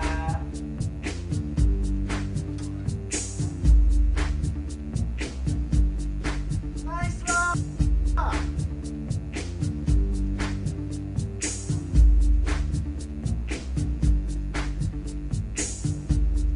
Kẻ tông băng được hả?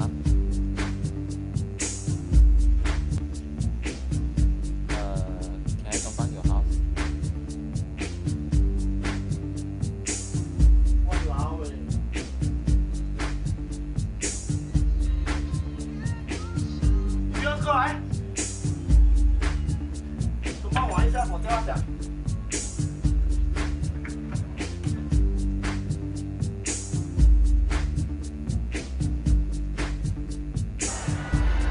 Có free gift à?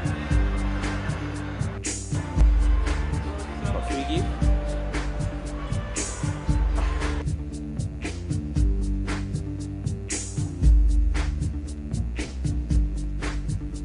No free gift 是吗？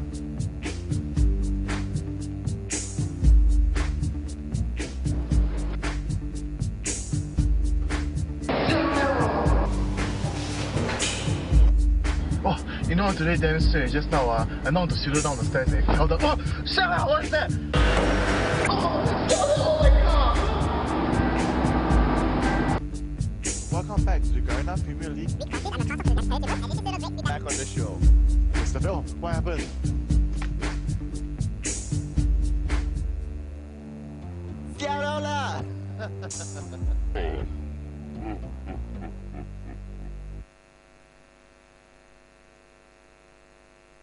Please come spend a fun day at Toy Town with me!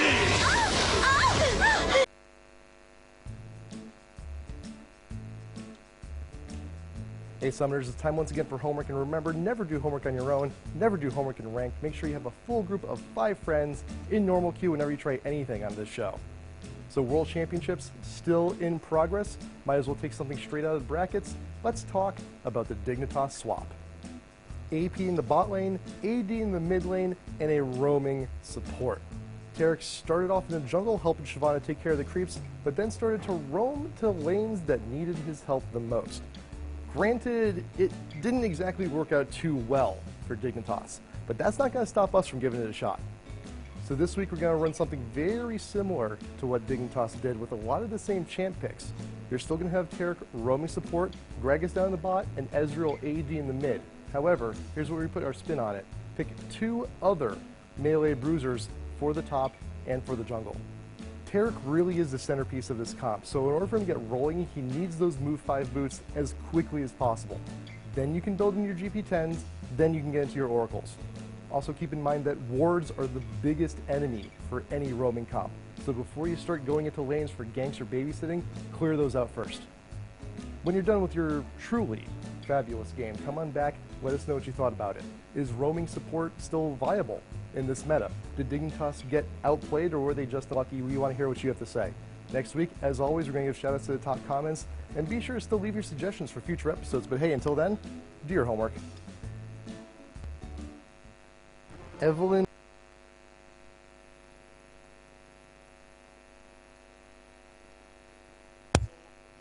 You do not have your mic down. So welcome back to Garena Premier League. This will be game 2 on the second day of week 17, I believe. Yes, this week 17. Yep. Game 2 and day 2, where it's going to be TPA versus SGS. So I hope you all enjoyed the first game. It was MLE against KLH, where MLE did a strong showing overall during a split push strategy and indirectly dominating the top overall, as well as all lanes wise. They did a very good job. Skarner's gangs were phenomenal, and KLH did not answer that well towards it. And they did try to force a 4v5 fight, but did end up then getting too crowded, eating a Crescendo, a Hemo Plague, and taking on just a lot of damage, and they had to fall short from their fight, letting Nidalee pushing down the tower at the top. So right now, before we move into anything specific for the game of today, we're just going to talk a bit about the events that we prepared for you. This is actually not an event, but this is going to be ongoing, the level up rewards, which has, sparked up a lot of controversy, maybe? Would you call that? Well, it has sparked up a lot of dissatisfaction among people. Now, this is how I look at things. Now, people are saying that those people who are already level 30 should get the rewards from level 1 to level 30 because they have leveled up. But basically, this is catered for the newer players out there, and it is called a level up achievement. If you're no longer leveling up, I don't think so you should get the achievement. It's to assist the newer players who are coming in, since we do see a lot of newer players coming in, is to help them, get to know the game a little bit better. And really, does 180 RP really matter all that much? To be honest, I don't know. I have my own personal account, and to be honest, it doesn't really matter all that much to me. I still do get a free rune page even though I'm at level 30, so... It's okay. This is all his personal opinions, not the opinion of the company, just to be specific. No, this is just if you my hate him, please hunt him down, whack him up, so you can't punish me at all. Yeah. This can't be weak. I mean, this is how I think it is. So yeah. I think it's great for the terms of new players that are coming up here. So you can unlock achievements, you can claim rewards as you're leveling up. If you do want all the level up rewards, you would have to create a new account and level up from level 1 to level 30 to get every single achievement unlocked out there. If you are at a specific level, you can continue getting based on the incremental basis that is there. So yeah. So anyway, moving on. So we do have the match for today, one of the more exciting matches that we're going to see. Yesterday we did see the TPA against Saigon Jokers, and TPA once again showed them why they're the World Championship team. And now we're going to have the TPA versus SGS. So we're going to see how well. Actually, this is a match to see how well SGS will perform more than TPA for most of our viewers on our side, for the Malaysia and Singapore side. Because SGS has went through a lineup change, and a lot of changes have been made because Tofu has went to NS, and now Kailing is still going to be the like more of a coach position together with Tofu, guiding the team and setting up strategies. And we're gonna see Hallelujah, Darkness, LY4, Ikioka, and Chawi, and see how well they perform and play it out. And not to forget, today for TPA, they actually have A new addition. Yes, a new addition, which is TPA Zonda. Yep. For those of you who do not know him, or for those of you who do know him because of all the streams we've been watching through Twitch, I believe he streams on Twitch, not on 3D. It's on Twitch. Yes, Twitch, he's a very famous high Yao player for both not only Taiwan but as well as in the NA servers, and he is a very strong top laner. So for today, he will be replacing Stanley as the top lane, and he's going to be able to show off his ability and skills. So let's gonna see how well Zonda plays out, as he's just a new addition has been added to TPA just today. See how well he can sync it on to with the team and play off against SGS. And we on top, we do have Ikioka at the top lane, so we're gonna see how well both of them face Fare off. out against each other. So yeah, for those of you who are watching our stream, who just turned into our stream, the whole reason why we are dressed up this way is because it's for Halloween. My co-caster here, TeddyTibbers, who is dressed up in pink, very striking pink today, is basically paying homage to a request that was done from the Singapore side. There was one of the casters who wanted a pink Fairy Gragas costume in one of the videos, and we decided, you know what, let's fulfill that request. I decided to join along and become Pool Party Zigs. I have my little balloons here and ducky. So yeah, we will be going into game relatively soon, but for the side of the Malaysians now, we do see that Goldens has been learning a lot of things from Toys, especially in the World Series, where we did see very interesting Oriana plays and things of that sort. Now, and he has become inspired by things. In fact, if you did see the marketing campaigns in that, exactly you see on the thing now, he is inspired by Toys, and Toys basically has written, I would say, a very comprehensive article about the other AP meets during the World, who were there for the World Championship Series, and it's actually on his fan page. You can actually read about it, and he gives his own personal opinion / criticism, and also strong points of each AP meet that he saw in the World Championship right there. So if you're interested, you should go take a look. It's very comprehensive, I would say, and to a certain degree, I would say most of it is very, very accurate. However, there are a few things that both Teddy and I we disagreed upon. But overall, it's a great article to look at, and I believe from all this additional information which Toys has mentioned about, we do see that he is inspired. Hopefully he comes up with new interesting things together with Don Murray for the KL Hunters, to play in the next match, which will actually be on Wednesday, not tomorrow. Not on Wednesday, it's actually on Tuesday. Oh, it's on For Tuesday, those of yes. you that know, there is a schedule change for GPL. There is no GPL on Sunday, but there will be GPL on Tuesday. So do not come in tomorrow and say, why is there no GPL? What's happening? It's actually in fact, it is changed because there is another tournament going on at the same time, and a few of the teams involved actually has to go for the tournaments, hence they actually aren't available to play exactly tomorrow, hence the slight schedule change. So yeah. Yes, definitely. So we're just gonna wait out a bit before the Champions Selection starts. So we do see that everyone is very excited to see whether hoping that SGS will be able to win this fight overall. Because SGS was the second team that did manage to beat TPA using a hidden / trick strategy, I would say, where they use Mundo top. When Mundo, normally people think that he will be in the jungle instead. Yeah, so we're going to see whether SGS has something interesting planned out. Maybe we're going to see lane swaps happen.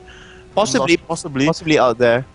So And for TPA side, I believe that there's no points we could say that it would be key factor for them to win. They just need to stay true to their game, dominate the game as usual. You can see they already know what needs to be done. The question once again is how by fast? 25 minutes? Yes, how fast will they be able to end the game? I believe. But for SGS side, really, what is really needed right now for them is that personally, they need to really win out on their lanes, not lose out too much, as well as when the gangs happen, when we see Little Boss letting exceptional gangs that's in sync with the team, that when he comes out, his team automatically knows what needs to be done. And we're going to see how well SGS can respond to that. Because overall, we did see that when Mundo, during the World Championship Series being played by Little Boss, he played a support Mundo. He was being passive-aggressive. He playing a more support type, hiding in the brushes, waiting for time to gank or scare away, apply pressure on the opponents. And even though he did fall short in the leveling, but because he did buy a half goal, he was able to come back quite well. So right now we're actually going to move into the champions session, the first pick, first bet on TPA side, and we're going to see what they're going to take out. Are they going to target Chawi or any specific champions against? No, I don't think so. They need to be worried, to be honest. Now, I did ask the questions on the chat if anybody asks us any questions, and we do have actually a few things. A few people asked, do I like Pool Party Ziggs? Yes, I do, hence I'm cosplaying as him. They're asking, what's my method to find a girlfriend for TeddyTibbers? It shall not be revealed. Yeah, actually he actually has a profile created for an online dating website. Whether we take a screenshot or we do a video about the responses that we've gotten from there will be, I don't know, we'll find out soon enough. But even being the first thing banned out, Rengar, Carter, Shen immediately. So we see for TPA, they're just banning targets which they do not really want to deal with overall. We saw that TPA, they did mention as well, when they fought against Moscow 5, they have no answer towards Evelyn. Yep. Yes, so that's why something that they did. They publicly announced that there's nothing to go against Evelyn there. It was just that in a team composition, they will manage to get the other 4 weak enough so that Evelyn could not just carry them out. But Blitzcrank being banned, that's pretty interesting. Taipei Assassins immediately locking in Jace. So let's see this time. That's not we had Monkey's Jace. Now we will have Zonda's Jace. But it might be BB using Jace as well, as he did mention that he can use Jace as an AD, AD carry. Yep. So yes, so this is going to be interesting to see how well the picks is going to go out. We're going to see Lee Sin being picked off for Haluya. He's famous for the Lee Sin's play, and we see Dangla's going to take Ezreal, locking it down for his team right there. So this is going to be interesting to see how well this plays off. Yesterday we saw Little Boss on Lee Sin, and his play was so aggressive, was so strong, showing overall, being at a precise moment he needs to be, and exactly when he's there, he's about to die by teams. His teammates will just come off the follow-up. Dissipate, Ultimate, and the bottom lane AD carrier support just coming on to spot him. It was domination, really strong domination. Now it looks like it will be a Lee Sin as the timer runs out and the lock actually fully goes in. I am not sure, to be honest. Will Lee Sin be picked? Yeah. I mean, Lee Sin is against a Mundo now. Yikes. I mean, it's fine overall. It just depends on how well Lee Sin is able to get off any money or land the gang successfully. If the gangs do not land successfully, gangs which includes either kills or assists, it's not going to be all that great. Now it looks like Taipei Assassins wants to show KL Hunters how is it done. If they do pick up the Zyra support and the J-Stop, it's going to be pretty interesting to see. So yeah. Yes, and Mundo being picked up by Little Boss. I'm going to take a look at his ruins and masteries. For those of you who do not know, he did post up his ruins and masteries before this, but this was when he was playing GPL and also other matches. That's for solo queuing. But I did mention for the World Championship match, his team needed him to be more support based. So instead of going for the Spell Vamp Queens, he actually went for movement speed queens. So I'm just gonna take a look to satisfy my own curiosity of what he's actually but going to be. It's not going to be a Zyra. In fact, it is going to be a Sona that Taipei Assassins is picking up. So that extra poke. Yes, it is a better pick because Ezreal Sona is just hard to deal with. I mean, it's not impossible to deal with. But it's very annoying. It's just annoying to deal with overall. So we can see here, Tarek going to be picked off. I'm not sure about Tarek, to be honest. Maybe it's a roaming support. That very well could be it, but I don't think so. Singapore Sentinels is going for the whole roaming thing. But the fact that they have choke off that's instant locked. What do you say instant locked? That is locked in now. Tarek is going to be able to play quite well with Lee Sin. Oh, look at that. Roaming. The fate. And here we see once again, Thor is showing that Not only is he good in Oriana, Cutters, and Nivea, he also is good in Twisted Fate. I mean, yesterday's match, like we did say, it was huge domination. Timo. And Oh, you're gonna please lock see in a Timo, Timo please. picked up right Please there. lock So in it's gonna Timo. most probably be a Jace AD and Timo top. And if it's locked in, I believe everyone is excited and he's gonna land global taunts all around. Oh my god. Oh, in fact, it's going to be a Nivea that's locked in. Will this be Timo? Come on, please lock in Zonda. I just so want to see this. This would be so amazing if this happens. And he's gonna land a global taunt onto SGS almost instantly, and nope. Oh, it's going to be cocky. Gonna be- Oh. So maybe it hasn't locked in. 3 seconds to go. 2, 1, and no last second changes. And yes, it is. It's going to be cocky. Oh. If only it was Timo. Damn. Well, here you see Gregor's being instantly locked by Chowie. Chowie has shown off that he can play Gregor's very well, very strong overall as an AP mid, and so it's going to be very interesting to see how well this plays off. So we're going to see Jace against Cho'Gath at top, Chawi with Gragas. Yes, Strong, very strong. against Anivia mid. So we're going to see how well these two burst AP mid champions face off with each other with quite quick cooldowns as well for most of their skills. And for the jungle side, it's going to be Mundo against Lee Sin. Well, you seem to think that Lee Sin is going to lose out quite a bit, but you're just going to see how well this plays off for both of them. I don't know, like, Lee Sin gets punished too badly if he doesn't land his skills or assists. I don't know. So we're just going to see how well this plays off. We do have Ikuruko at top against Jace. Well, I mean, Cho'Gath is really just that pick where you're not sure whether he's going to be good or not. Because Yeah, it depends on it's how very well he lands his doubtful. skills. It's very doubtable. It depends on how well he lands his skills, whether he's able to snowball his ultimate stacks and just sustain and hold the lane. That's what Cho'Gath is known for. You know, you just do that all day long. So as I mentioned, we're going to take a look at Little Boss runes and masteries just to see whether it's using the one he mentioned he used in the World Championship. And yes, it's going to it be is the the one. one. Yes, where you're going to go for the movement speed instead of spell vamp and attack speed, armor, flat armor, as well as magic resist per level. And his masteries might be the same. Wow, It's 921. actually it's 921. It's not 21-9, yeah. Yeah, the Mundo rune set he mentioned before was actually 1911, where he takes a spell vamp on the utility tree. So this is going to be very interesting. Opting to go for more damage, actually, which is Mundo's forte, I would say, with his abilities overall. His third skill, it just does a lot of damage when he's about to die at the same time, and the spell and armor penetration is just going to help out so much more. So what would you like to see? Actually, you know, Gragas or Cho'Gath would be much more interesting. I actually want to see what Cho'Gath is running, to be honest. How would you actually go up against? Interesting. So physical damage, armor, great chance. Great chance is there. Will he land lucky critical chances? Oh, this. I'm not sure at all. You know, I was using for 80 carry because I can poke from afar, but Cho'Gath against a Jace. Ugh. This is weird. This could either work really in their favor or not whatsoever. So I don't know there. So we're just going to see how well this plays off. And here we see it's going to be 921 as well. We're going to go for armor penetration and not spell penetration and extra cooldown as I'm going to Cho'Gath. go like fully AD instead of AP Cho'Gath. So this is going to be interesting to see. And we still have a timing to see one last one. I'm going to take a look at Zonda since he's going to be the new player. Yep. We're going to see for today whether his runes and mastery is going to be very similar. And yes, it's going to be very basic. Plus 15 physical damage, 13 armor, but no magic resist per level, but just flat magic resist out there against Cho'Gath, which will be the better choice. And here we see, actually going to go for 1911 for the overall mastery tree. Going for almost every single damage out there by just stopping at armor penetration and taking off deadliness, which increases damage per level, and not going for lethality because it might not go for critical at all.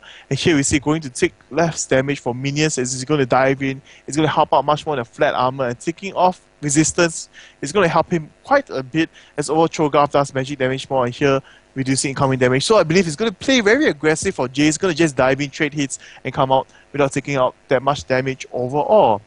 So wow.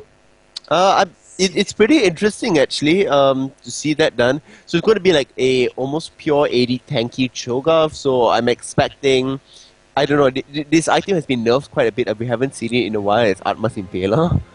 It could really work well with Cho'Gath simply because of all the amount of life he naturally has, and it could translate directly into damage. Now, whether that happens or not is something else, but on the other hand, Mundo with the jungle, if he is able to land a couple of cleavers off onto, for instance, Tariq, who is one of the slower walkers out there, it's not gonna go all that well. In fact, even if Gragas, if he does miss his barrels out there, and Mundo comes in to tank up and soak up the amount of damage that can be dealt, it could go a little bit south, which is why I'm not so sure about the Lee Sin pick.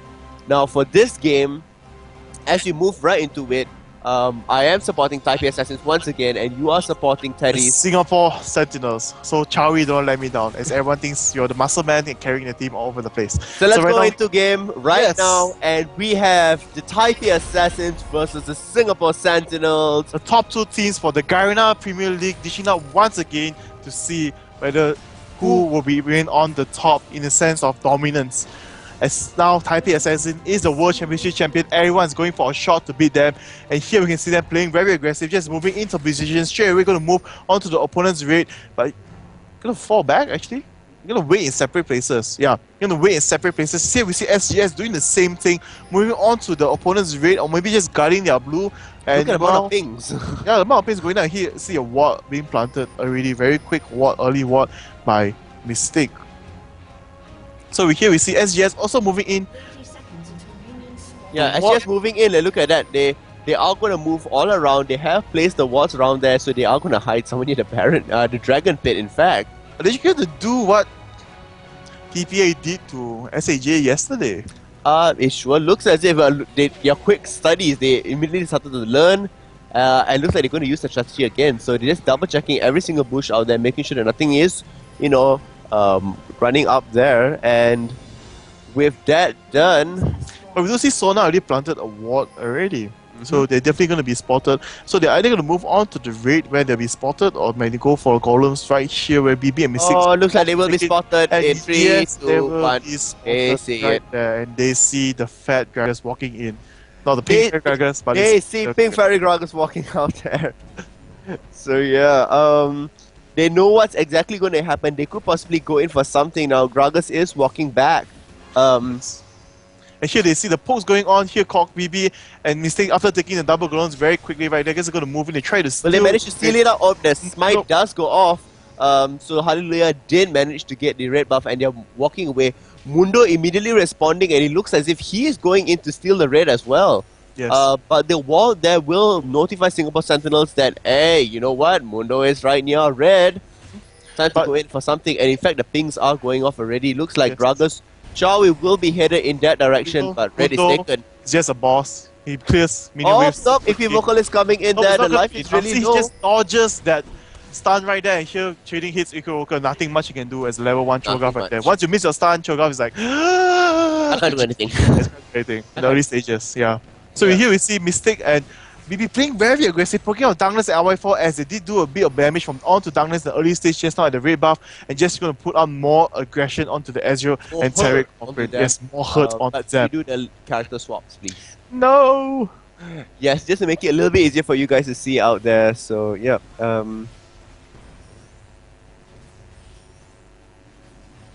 Okay, great. So, Oh, that. oh, look at the ward just thrown out there right next to You Sona. asked me to adjust it, but you stopped talking. You're so bad. No, so sorry because somebody just said that the ban and pick music is still on, and then there's a secondary message said and it's gone. So I'm like, oh okay, I wanted to say that, but sorry about that. Oh, so look you at can see- this! Oh, it must be called Come on, out. yes. Double buff. Oh, Oh. just by a bit more. Yes, it does One go down. first The blood. first blood of the Chawi with the double buff. It's gonna be so. It's gonna be so great for SGS right now. And Chawi is at level 4 because of the kill. And now with the Lucky blue said. buff, he'll be able to do everything he wants like a boss. Ducky said. Yes, very good job there by SGS. Well played. Well played. Oh, in fact, that was very well played. It was the very last tick of the Ignite. I was in fact counting it now. And look at Chowie being very aggressive to toys. In fact, Mistake here now trying to help poke out the Singapore Sentinels. They do Oh, the last tick, in go fact. down. And here we see BB charging in, going to take the kill onto RY4, but I'm not sure why. Oh, Yep, it's the- moving is a safer decision the before stun, it goes. the And here the shatter. stun, and Shatter goes off, and here just with not enough mana, Darkness now with almost 0 mana right there. Take off the Little Ball's kill. coming But in. Little Ball coming in with the flash all down, and Tyrick without any mana is going to get hit by the Cleaver. No, he dodges it, and here the Shatter comes out, does have the armor, but Mundo just going to move into position, the movement speed queens, and the boots, and here he will take down Darkness, and he will do a tower dive, and he actually took too long right there, because he's doing through the Cleaver, and it's going to be a trade right there. Tarek is one Wow. rich Tarek. Yes, Tarek is now so rich, getting the Philosopher's Stone and the boots and buying 2 wards instantly from that. Getting 1 assist, 2 kills. And here we see Toy's going to be almost brought down by Chowie because he does have the blue buff. See no mana constraints right there. And Toy is just being a boss farming, knowing that the cooldown was down for the wow. Baron. No problem at all. Right now, it's very well played there by SGS. I'm not sure why the little boss went in, even though I would have went in, but but I saw the 2 tower hits is not going to be enough to get the kill with the minions blocking. Indeed, it's not going to be Yeah. enough, in fact. Now Chawi looks like he is trying to get every single last creep out there. He is tossing his barrels, trying to poke down, and Nivea Mundo is there as well, but Little Boss has started to fallen back. Now, we also haven't seen much of Lee Sin at all across the map, but look at this. Toys has no mana whatsoever, almost bring it to 8 form. Was just baiting Chowie into the position. Now Little Boss moving, and we see Lee Sin going to help him as well, and Toys is forced to move back. Here Little Boss is going to move back from from Hallelujah as well, and Chowie going to toss another barrel right there. Almost getting into the cleaver range. Now, it would be quite bad if he did go into the cleaver range in its entirety. So, great job there escaping from the cleaver range, and Chowie does escape. Now, he will be able to drink up his beer and be perfectly fine. Unfortunately, this Gragas that we have here can't do that. No, just can't do that. I'll drink you instead. That sounds so wrong. And There Toys goes a still not Chowie able to bring ultimate, it but down. still not being able to bring down Toys right there with a slither of health. Going to move away. Here Lee Sin is going to flash in for the kill, but no, doesn't manage to land resonating strike, and just takes a lot of damage, and just going to fall back from that after that. Wow, good reflexes and good plays overall by both teams, and Toys showing why he's like the best AP mid in the world, knowing exactly how much damage he can take and how to juke the opponents just well enough to set up ganks. Just as you said that, the best AP mid in the world, we do have people that are out here, the best mid player in the world versus the best mid player in Southeast Asia. Going head to head, so that's going to be pretty interesting. So far, they've been able to hold their own very much against each other. The CS is very, very close to each other, but the extra blue and red buff that Chowie got initially is helping out quite a bit. You can see, even though they did get the more or less the early kills on Singapore Center side, the goal difference is just 2 extra, but just by 500. So in terms of overall CS, getting up the farm is still in the favor of TPA, apparently so. But and we're going to be very interesting. Lee Sin is not able to clear the jungle like Mundo, so you can see that he's falling very far behind in terms of jungling speed with just 19 CS, and Little Boss with 33. Just running around like a boss as Mundo, clearing waves instantly, no problem. In fact, when he does go into the lanes and when he turns on his Oops, oh sorry, excuse me. Burning Agony. his burning agony, he is able to get some creeps from there as well, in which what he did before. So yeah. So here we see they were trying to land a gang onto the top lane, and Zonda somehow without any wards, just with pure reflexes, He just managed- knows what's happening. I mean, I think also Chowie didn't walk through the middle lane, he walked through the side, they couldn't have spotted him, but I am not so He sure just about thought that, you know what, I don't see me mid lane, it's time to be a little bit safe, a little bit more careful, and that's what they did. They decided to move back instead. So here we see on both sides now moving back to taking the buff, securing both buffs for both sides. Here Little Boss taking the red buff, and now he also has a timer onto Lee Sin's red buff, but Lee Sin has already taken it. Lee Sin is at level 4, but you can see Mundo is already at level 6, even though with 2 deaths, 1 kill, 2 deaths, and 38 CS overall. You can see that why Mundo is just really one of those junglers that proves to be so strong. Indeed. Yes, and Lee Sin is strong, definitely a strong jungler, very high mobility as well, but if he's unable to land the kills and There's assists, no point if you have Yeah. high mobility if you're not present. yes, That's definitely. simple. So here we're going to see once again the fight in the mid. Chowie landing an ultimate right there, going to go very aggressive onto Toys, but Toys still has his egg form, I believe. No! No, Oh, is the it egg form down? was actually used already before this. Ah, okay. I didn't. Maybe I missed out when it was used just now and throughout all the confusion. Here we see Chowie landing a very strong kill onto Toys and taking away his blue buff at the same time. And here we see Little Boss going to go aggressive onto Chowie, only his ultimate, knowing that Chowie does not have the ignite. He might be able to get the kill onto Chowie. Don't give up. Nice. Ju. because right now Tyreek is coming Stun. into the fade. The stun that's gone, the exhaust that's gone, but Mundo is just gonna flash away like a boss. Showing even Stoic Darkness actually gonna move back and hit one more time before running away, showing that what your exhaust and stun is used. Take a Now, clear. yeah, exactly. It's time for me to come back to it. Here we see, wow, on top lane a fight is going on, but bot lane was something exciting going on at the same time here. We could see Zonda diving onto Ikioka and Hallelujah instantly move out, but I think Zonda managed to dodge the stun overall. Yes, and by sort of whacking them in the save face position. back. Here we see right now, oh, the Crescendo misses actually. I thought we would hit Darkness, but No, somehow it's just barely. it just barely misses right there. Tyreek's frame is cheating. Just as he moves into it, the Crescendo had passed across. yeah, Because the animation, it's instantaneous over the area. It's not actually as how it goes forth. So Yeah. here we're gonna see it's a miss ulti by mistake, but no problem at all. They're still winning down at the bottom lane. And here we see Toys moving into position, gonna get the ice, forcing Darkness to flash away. They're gonna move on to him very easily. Valkyrie. And here RY4 is forced to move away. Lee Sin is coming into the fray, but here it's gonna be a 3v3. The tower, Toys is gonna tank a few tower hits for the team. No problem Maybe at all. goes down. Maybe goes down. It's a bit too far after diving in with the Valkyrie, and they're gonna move on. Resonating Strike could come out again. In fact, it does connect to Mistake. Mistake now, straight with Resonating Strike, bringing him down. The exhaust does go off, but it is in 3. In fact, that Chawi is coming Here in, goes throwing the ultimate. barrel. Taking the kill for him. So Lifer does get the kill on that, so great job. The AD carry does get it. Chawi does get the assist, and Hallelujah as well got the assist on that. So you finally have one assist on Hallelujah, and he will be able to finally get his lantern. But this looks like it will be at a very, very quick Dragon. Quite interesting. They allowed the creep might to be able move. to move into their faces. He does have an early Oracle. If he just be a bit too aggressive, he might lose it. Here you can see he's Burning just Agony. no, oh, there was actually an early smite by Hallelujah. It's actually a correct timing because the Gregor's Barrel just came out. They knew that Mundo just chose to fall back, instantly smited, so Mundo would not on his ultimate and choose a dive in instantly. But here Mundo with the Oracles is just gonna say it's okay. I'm just take all your walls. I'll just take 25 gold. It's okay. And just take a look at the goal, just matching the junglers, which is mentioned, is highlight. I would say, see here, listen, with the assist and the dragon is at 2179 total. And here we see Mundo is at 2.5, which is, you know, Which it's is- one it's kill. 2.6 now already, 2.6 already. Heart of Gold, Oracles, and the Doran Shield taken. And here we see the Heart of Gold beating off by Hallelujah actually not going to opt to finish. I thought he would finish the claws first, but he's seen that he's falling back. His level is a bit too far. The difference is a bit too big between him and Mundo, falling back quite a bit. Instead opt for the early GP10. And here we see Mundo just gonna deward like a boss, not afraid of anything at all. So now in terms of the overall map awareness is in the favor of TPA just because there are more wards on the map and the wards from SGS side has been dewarded entirely. overall. Entirely.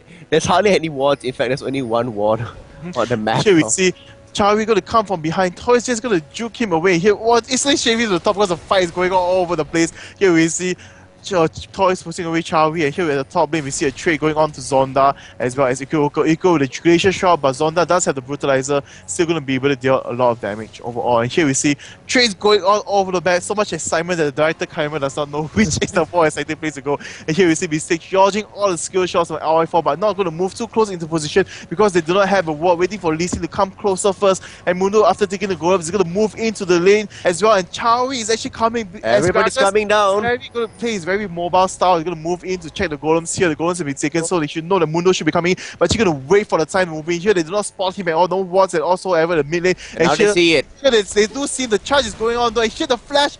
Great flash by BB, forcing the Gregor's push to push him away. But he still Crescendo does go off. Starting all four of them. Now Mundo boss with the ultimate prop start gonna move into the blink again. What is the animation error right there? His burning agony was a bit off right there. Not sure what happened.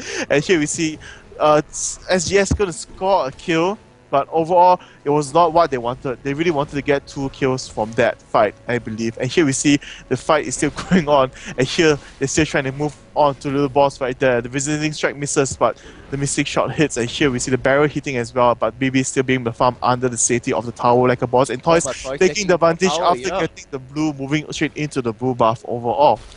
So I mean, yeah. I like the fact that Taipei Assassins, even though they are 5 kills behind, they're only 2k behind. And now, not only are they 5 kills behind, they're also 1 dragon behind. So, if this does start dragging out to the later stages of the game, I would say that Taipei Assassin still has a huge advantage simply because of Anivia and because of Mundo. And we do That's see that. huge things. I think that actually wow, Taipei Assassins might be transitioning out of the Triforce stages for the AD carries. In the last game, we see that for yesterday's game for Ezreal, he did not buy Trinity Force at all, but instead going for immediate IE, and we can see that Hockey doing the same thing, going for instantaneous Bloodthirster right there. And we see a fight going on to top lane, Zonda with Ikoka just trading hits, nothing much happening. And moving on, I believe maybe BB just preparing for the new changes on the upcoming patch where Ezreal will be buffed, and so will Trinity Force. Where the Phage procs, even though it does proc, the same percentage will be the same, but if it's a range carry that does it, Being silenced. it's not going to do that much damage. But here, the knockback is just too much for Ikoka to have any answer. Too much, yeah. And I'm going to take a look a bit at Zonda's skills, just to take a look. And yes, he's actually going for how, I would say, top players for Jace are playing right now. They max the E and then max the Q, instantly doing a lot of burst damage and maxing out the acceleration gate first. In terms of training, he's doing melee mode, no problems, and running away. And here we see Zona being called out, but nope, he uses acceleration gate, moves a bit too far, but not far enough. And here, he uses his Q to move bye-bye. No, it's not going to be enough. And here, they finally land the kill onto Zonda, but still, the goal lead is just 2k. Nothing much happening at all, I would have to say. This is what TPA has always brought to the table. When fight against any other team, BKT, MLE, we see the kills, maybe First Dragon moving into Singapore center side, but still in terms of overall control, look at Hallelujah. while forcing Hallelujah to flash right there. Very well played by Toys, as he did know his teammates were around and Gragas was just coming back from the top lane. Very well played right there. You can see overall map awareness, what needs to be done, though they are losing. I mean, I would say even like yesterday, it talks about map awareness and map dominance, and it's pretty much shown once again. Oh, it looks like it is paused. I'm not sure what exactly is going on that side though, but there seems to be a little bit of a little error there, but nothing worry, nothing we can't fix along the way. Nothing we can't fix, so we're just gonna wait and see what's happening, gonna wait some response from the other side. So what do you guys think? Do you think SGS will finally be able to make a comeback in this game? And thinking out TPA, not asking you, asking the viewers. And right now the game has actually begun, actually resumed. I don't want to talk to you. So let's back right in. So here we see once again back to the stages. We see Cho'Gath actually leaving the top lane after killing off Jace, gonna try to land some ganks, but not gonna be successful at all. Let's just take a look at the map. Crescendo. Right now, there's a fight going on, and here goes the Crescendo as you mentioned. And Huzzah! So I mean, from what is it going now? Look, the goal difference is now back to 1k. Very close to in 1k. In fact, we just had one single kill that's being landed out there, and this is what's going to happen. Now we do know that Taipei Assassins does have, I would say, the most superior late game. So just to cut you off, and also the reason why the whole team of Taipei Assassins is here is because and yeah, you are trying to make a big play right there, but because all the stun goes off, he's going to be taken down. Bye-bye. And leave Toys right there, but the ulti from Gragas just pushed everyone away, but also enough to save Hallelujah in time. And here Dragon is up, and Gragas without his ultimate is not going to be able to stop them from taking this Dragon. Yeah, I mean, they can't do much of anything now at this point in time. So with Dragon going out right now, and here easily the gold lead transitioning onto Taipei Assassins. And this is what exactly I was talking about. Now, Taipei Assassins, because they have a superior late game, all they needed to do is farm up. They did not need the kills. They don't need to worry, because when the itemizations comes out, they will be on top. Especially with Anivia. But not only that, you mentioned that even though when they lose in the lane, they do die off, but you can see that even that when that happens, the itemization for both their side and the opponent side is not that far different overall. Yep. They always keep up with it. That's what's really great. So yeah. Yes. So we can see here Zonda also performing very well, doing a very great job, going for the Mercury Chest and Brutalizer already against Cho'Gath's Frozen. How you can see here, look at Life 4. Is forced to use his Arcane Shift already. BB just landing the normal hits. Might be able to let it go. Just barely. Just barely. Look, Mundo is going in as well. Mundo possibly trying to make something happen, but the wards are all there. He looks like be able to de-ward it. The Oracle has just been there for such a long time. So many wards being taken down by the side of Taipei Assassins. Lil Balls is just happy to have that Oracles on him. And the overall with the 70 CS right there, I would say that 20, maybe 20 of it already, it's actually just de-warding.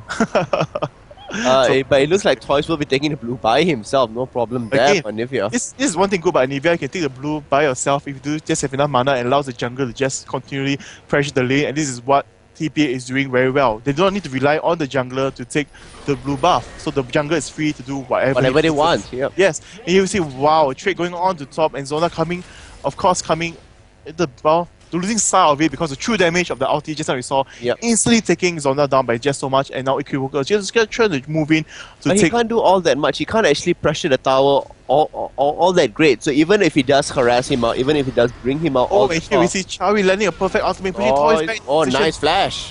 Flash right there. Here as the middle lane is fighting here. Wise Gonna secure life on the RY4. And here we see an event to 8-4. Bye, Mundo Toys. Up here. And Toys, no! Oh, yes.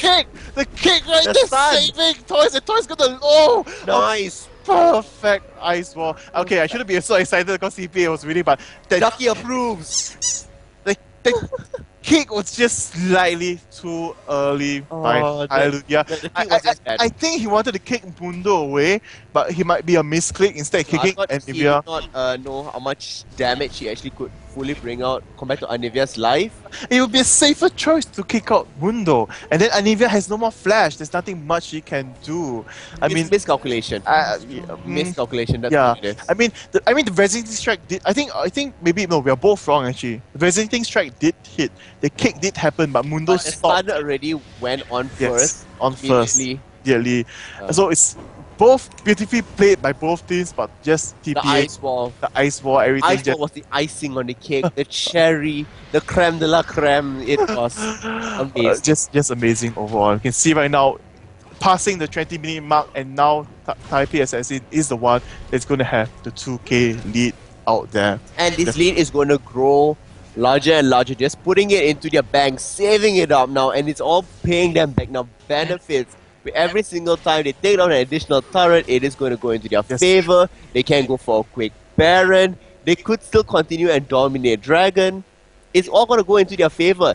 Just as Anivia has finished Athene's Unholy Grail, we do see the Catalyst is already there, which means that they can't transition. Here, Chari going to fall down. He Bye-bye. misses. He Oh, misses the his wall! Ball The just beats him beautiful off after that, ball. and Blue Ball just coming in to secure that kill, and they're going to move all to the top lane. Wow. And just to mention, we can see right now the CS-wise, BB is actually doing a wonderful job with almost stronger CS at the 20-minute mark, and here with overall itemization with a Phantom Dancer and a Bloodthirster. Very strong. 200, life for 122. Yes, the That difference is just showing. Immense difference, right? They have there. Look at this. Immediately, they are allowing Jace to take out the top tower with Sona assisting there. They are already pushing the creep wave, so they are trying to bring it down. Baby just has so much Has so much farm, it's damage, and ridiculous. It's not. You're just gonna ignore. You're gonna stun me. Oh, look at that! Look at that! RY4, most probably gonna take the kill. Yes, quick. Oh, and Oh, flash nice! And now moving on to Darkness without the Phage Frog, but he's just his Bye-bye. burst damage, and with the Oh, Phantom Valkyrie. Dancer doesn't need the Oh, Valkyrie. There's a ward right there. Nice. Sets the deal. A 2v1 fight, and BB just showing. What? No problem. And here we see missing Resonating Strike. Oh, It's gonna be God, the failure BB. of Hallelujah. BB is just gonna chase But him BB down. has with such low Phantom Dancer. mana. He Does can not matter. Valkyrie- See the Valkyrie in, and just a few Phage more. Frog. Oh, Oh, no, no. there's no Phage Frog. There's no Trinity Force, as we mentioned. yes, they are yes. no longer Yes, going for I the remember. Trinity Force. Just going for the perfect build. IE, BT, or maybe IE, PD, or BT and PD overall. And wow, that BB showing off why he's one of the top AD In the carries world. in the world, definitely. And here we see Oh, the Hallelujah definitely going to be caught off for, Oh, but not not the going to fall. Ezreal there though. Ezreal's there. Going to choose to play safe instead, What and going happened back to here? rewarding Oh. Seal blue. In Nope, fact, that's not it. Anivia does get the blue. Anibal does get the blue right there. And it's going to Starve Gragas is not going to be so good overall. He does have his Rabadons, but overall in a team fight, he really needs the blue buff to keep up he does need overall the blue against the Anivia. So wow, perfect performance overall by TPA and so SGS. You know, when you talk about, let's just put the item, you know, you should get Trinity Force by the 20-minute mark, which is really what SGS was able to do. But for Taipei Assassins instead, by the 20-minute mark, it's like Phantom Dancer and your Phantom Dancer, Bloodthirster is like, Bloodthirster. oh god. and just 3 minutes after that is going to be Last Whispers coming up. Not even bothering to go for defensive because they know it is not needed currently. They just have so much dominance, and we saw the ulti Look at saving this. him, and here Dragon. a Dragon being problem. taken. No problem. They their lanes are pushed up far enough, they force SGS to fall back far enough that they don't need to defend the lane in order for the tower to stand tall, and only the mid lane tower has been taken down for TPA, while Taipei Assassins has controlled the map overall. Perfectly played, Mundo still with that Oracle just devouring everything. And here we could see that he's just gotten his Spirit Visage, just getting more magic resist from the overall team composition of Gragas and Cho'Gath. Is going to keep him much more alive overall from the burst damage, which is what Mundo wants to be careful about after the Ignite does land onto him. You can see a perfect ultimate. Not really, ultimate does land. I thought there was going to be some follow-up. I wouldn't call it a perfect ultimate. It was just to go up there. Oh, look at the damage! The damage going on right there. Oh my Pick off. God. Pick off Zhangnes instantly as well, and here moving on to Lee Sin. Little Boss landing the cleaver, but the kick goes off and he's going to be safe. And here Anivia chasing on to the big Cho'Gath. Cho'Gath has nowhere to run. The Ice Wall, the ulti, the Ignite, the GG right there. I shouldn't be so excited. Oh, SGS Assassins, you are giving me goosebumps now. This is just like amazing teamwork being used. They're just pushing them away so they can take this inhibitor. It can be perfectly fine. They can transition out. They could possibly go in for the Baron. They do have enough life to do things. We have Lil Bolt, Zach and tank it up. I think they want. Look at the goal difference now. I know. 9K. Yes, it's 9K. And here we can see that TPA just showing why they're the stronger team overall. Even though the early games we saw them losing out quite a bit. I mean, it's the third time he's missed his Crescendo, but it really doesn't matter sometimes as a Sona. No, it doesn't really matter, to be honest. It's more of the fear that the Crescendo can land. It's a lot of psychological games. At the same time, the Crescendo did miss. However, Little Boss was in the rush, and Singapore Sanders thought it was the correct time to push in. There was no Sona Crescendo. This is it. We need to win this fight. But instead, Little Boss just suddenly pops up, and the burst damage from just Jace and Corki just tearing everyone from SGS apart in that fight. And I believe that TPA is not going to opt for the Baron. They're going to end the game in 30 minutes. In case you didn't see, the time is 25. So I noticed it. So like okay, they are holding up against, just because I think of their early game, they managed to land a couple of kills, and that's what has been assisting them to keep them in game. Yeah. But look at how it's transitioning. Overall, I would also mention that TPA is showing off that at the same time they don't need the Baron. It's not so important for them to get it, and they're just going to maintain the overall dominance just through the CS. And you could see the first 10 minutes, SGS was winning. Even to the 15-minute mark, I would say they were still winning just by a bit. Oh, little balls! Time. Oh, little balls! Will he go down? Boss will not go down actually.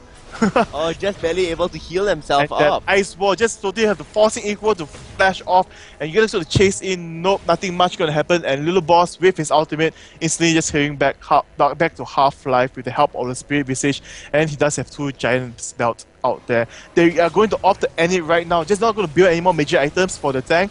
He's going to opt to go for the game. You can see them diving in right there.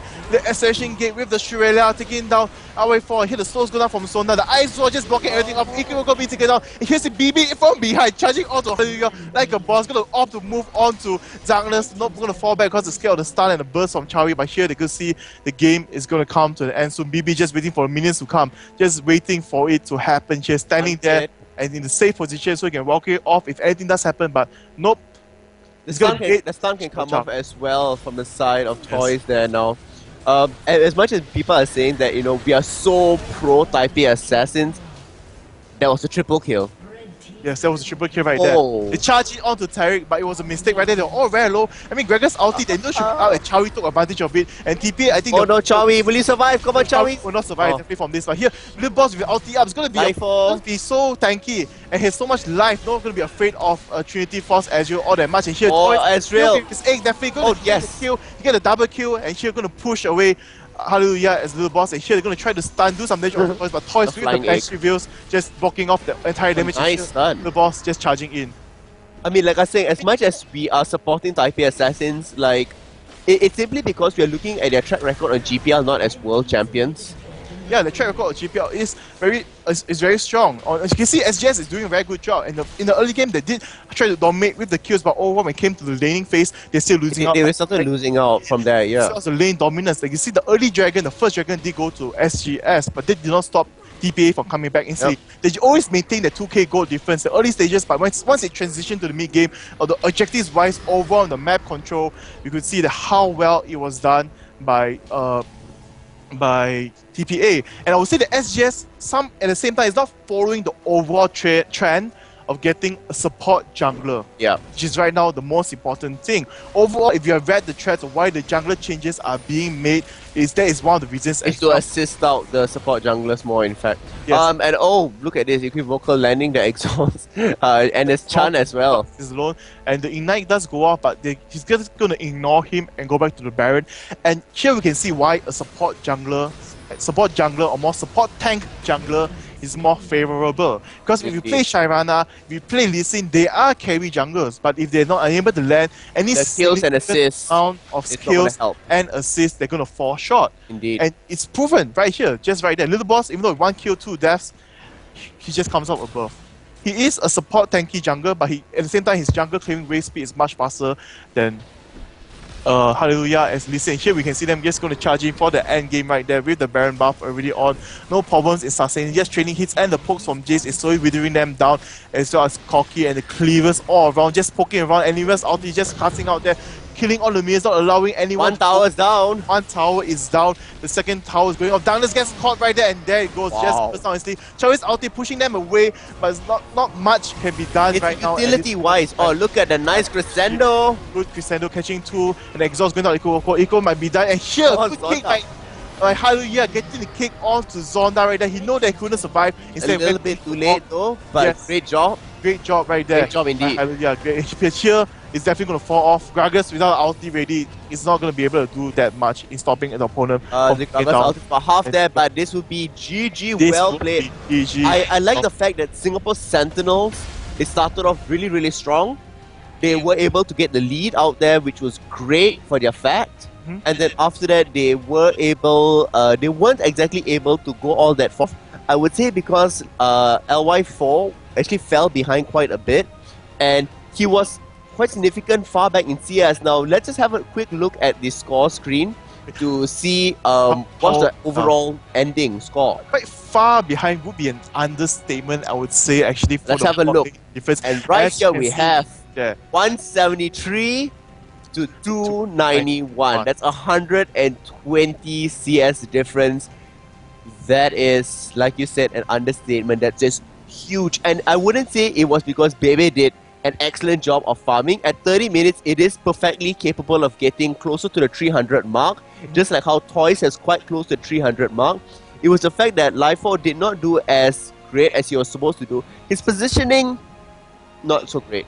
His farming, he got zoned out so badly, and it didn't work all for him. I wouldn't really say that. I would say I would give more props into both the synergy of Sona and Corki, which Yeah. is Mystic and BB. I mean, the You see bottom them- lane definitely was in the favor of Taipei Assassins. Their coordination generally was much better than on the side of Singapore Sentinels, hence the lane dominance.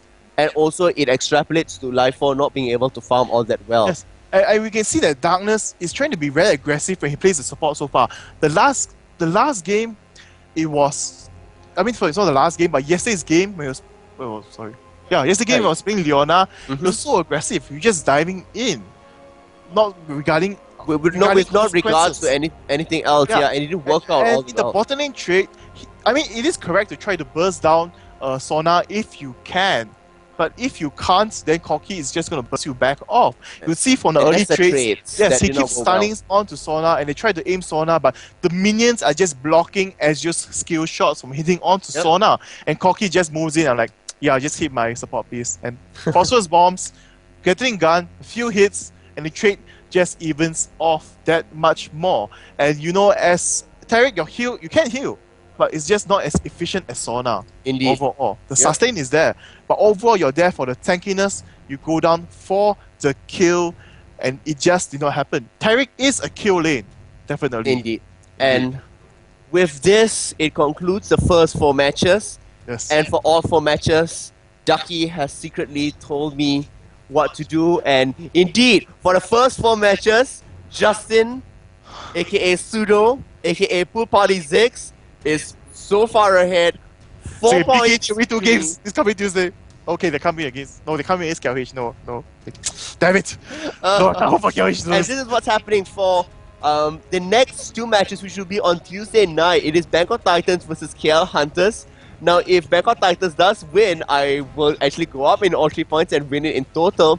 However, if Bangkok Titans does win against Saigon Jokers, that is 4 points to you. So Or actually it's win. all going to come down to Is it. it to win 2 matches on this coming Tuesday? And we'll see what's going to happen, Joe. So, but basically, this is pretty much it for our side on the Malaysian stream. We decided to cosplay, not really cosplay, we decided to dress up for Halloween for you guys. So let us know what you think about the costumes. Do you think we actually, it was worthwhile? Did we burn your eyes out all that much? Yes. And for next week, I will be dressed up as Sona.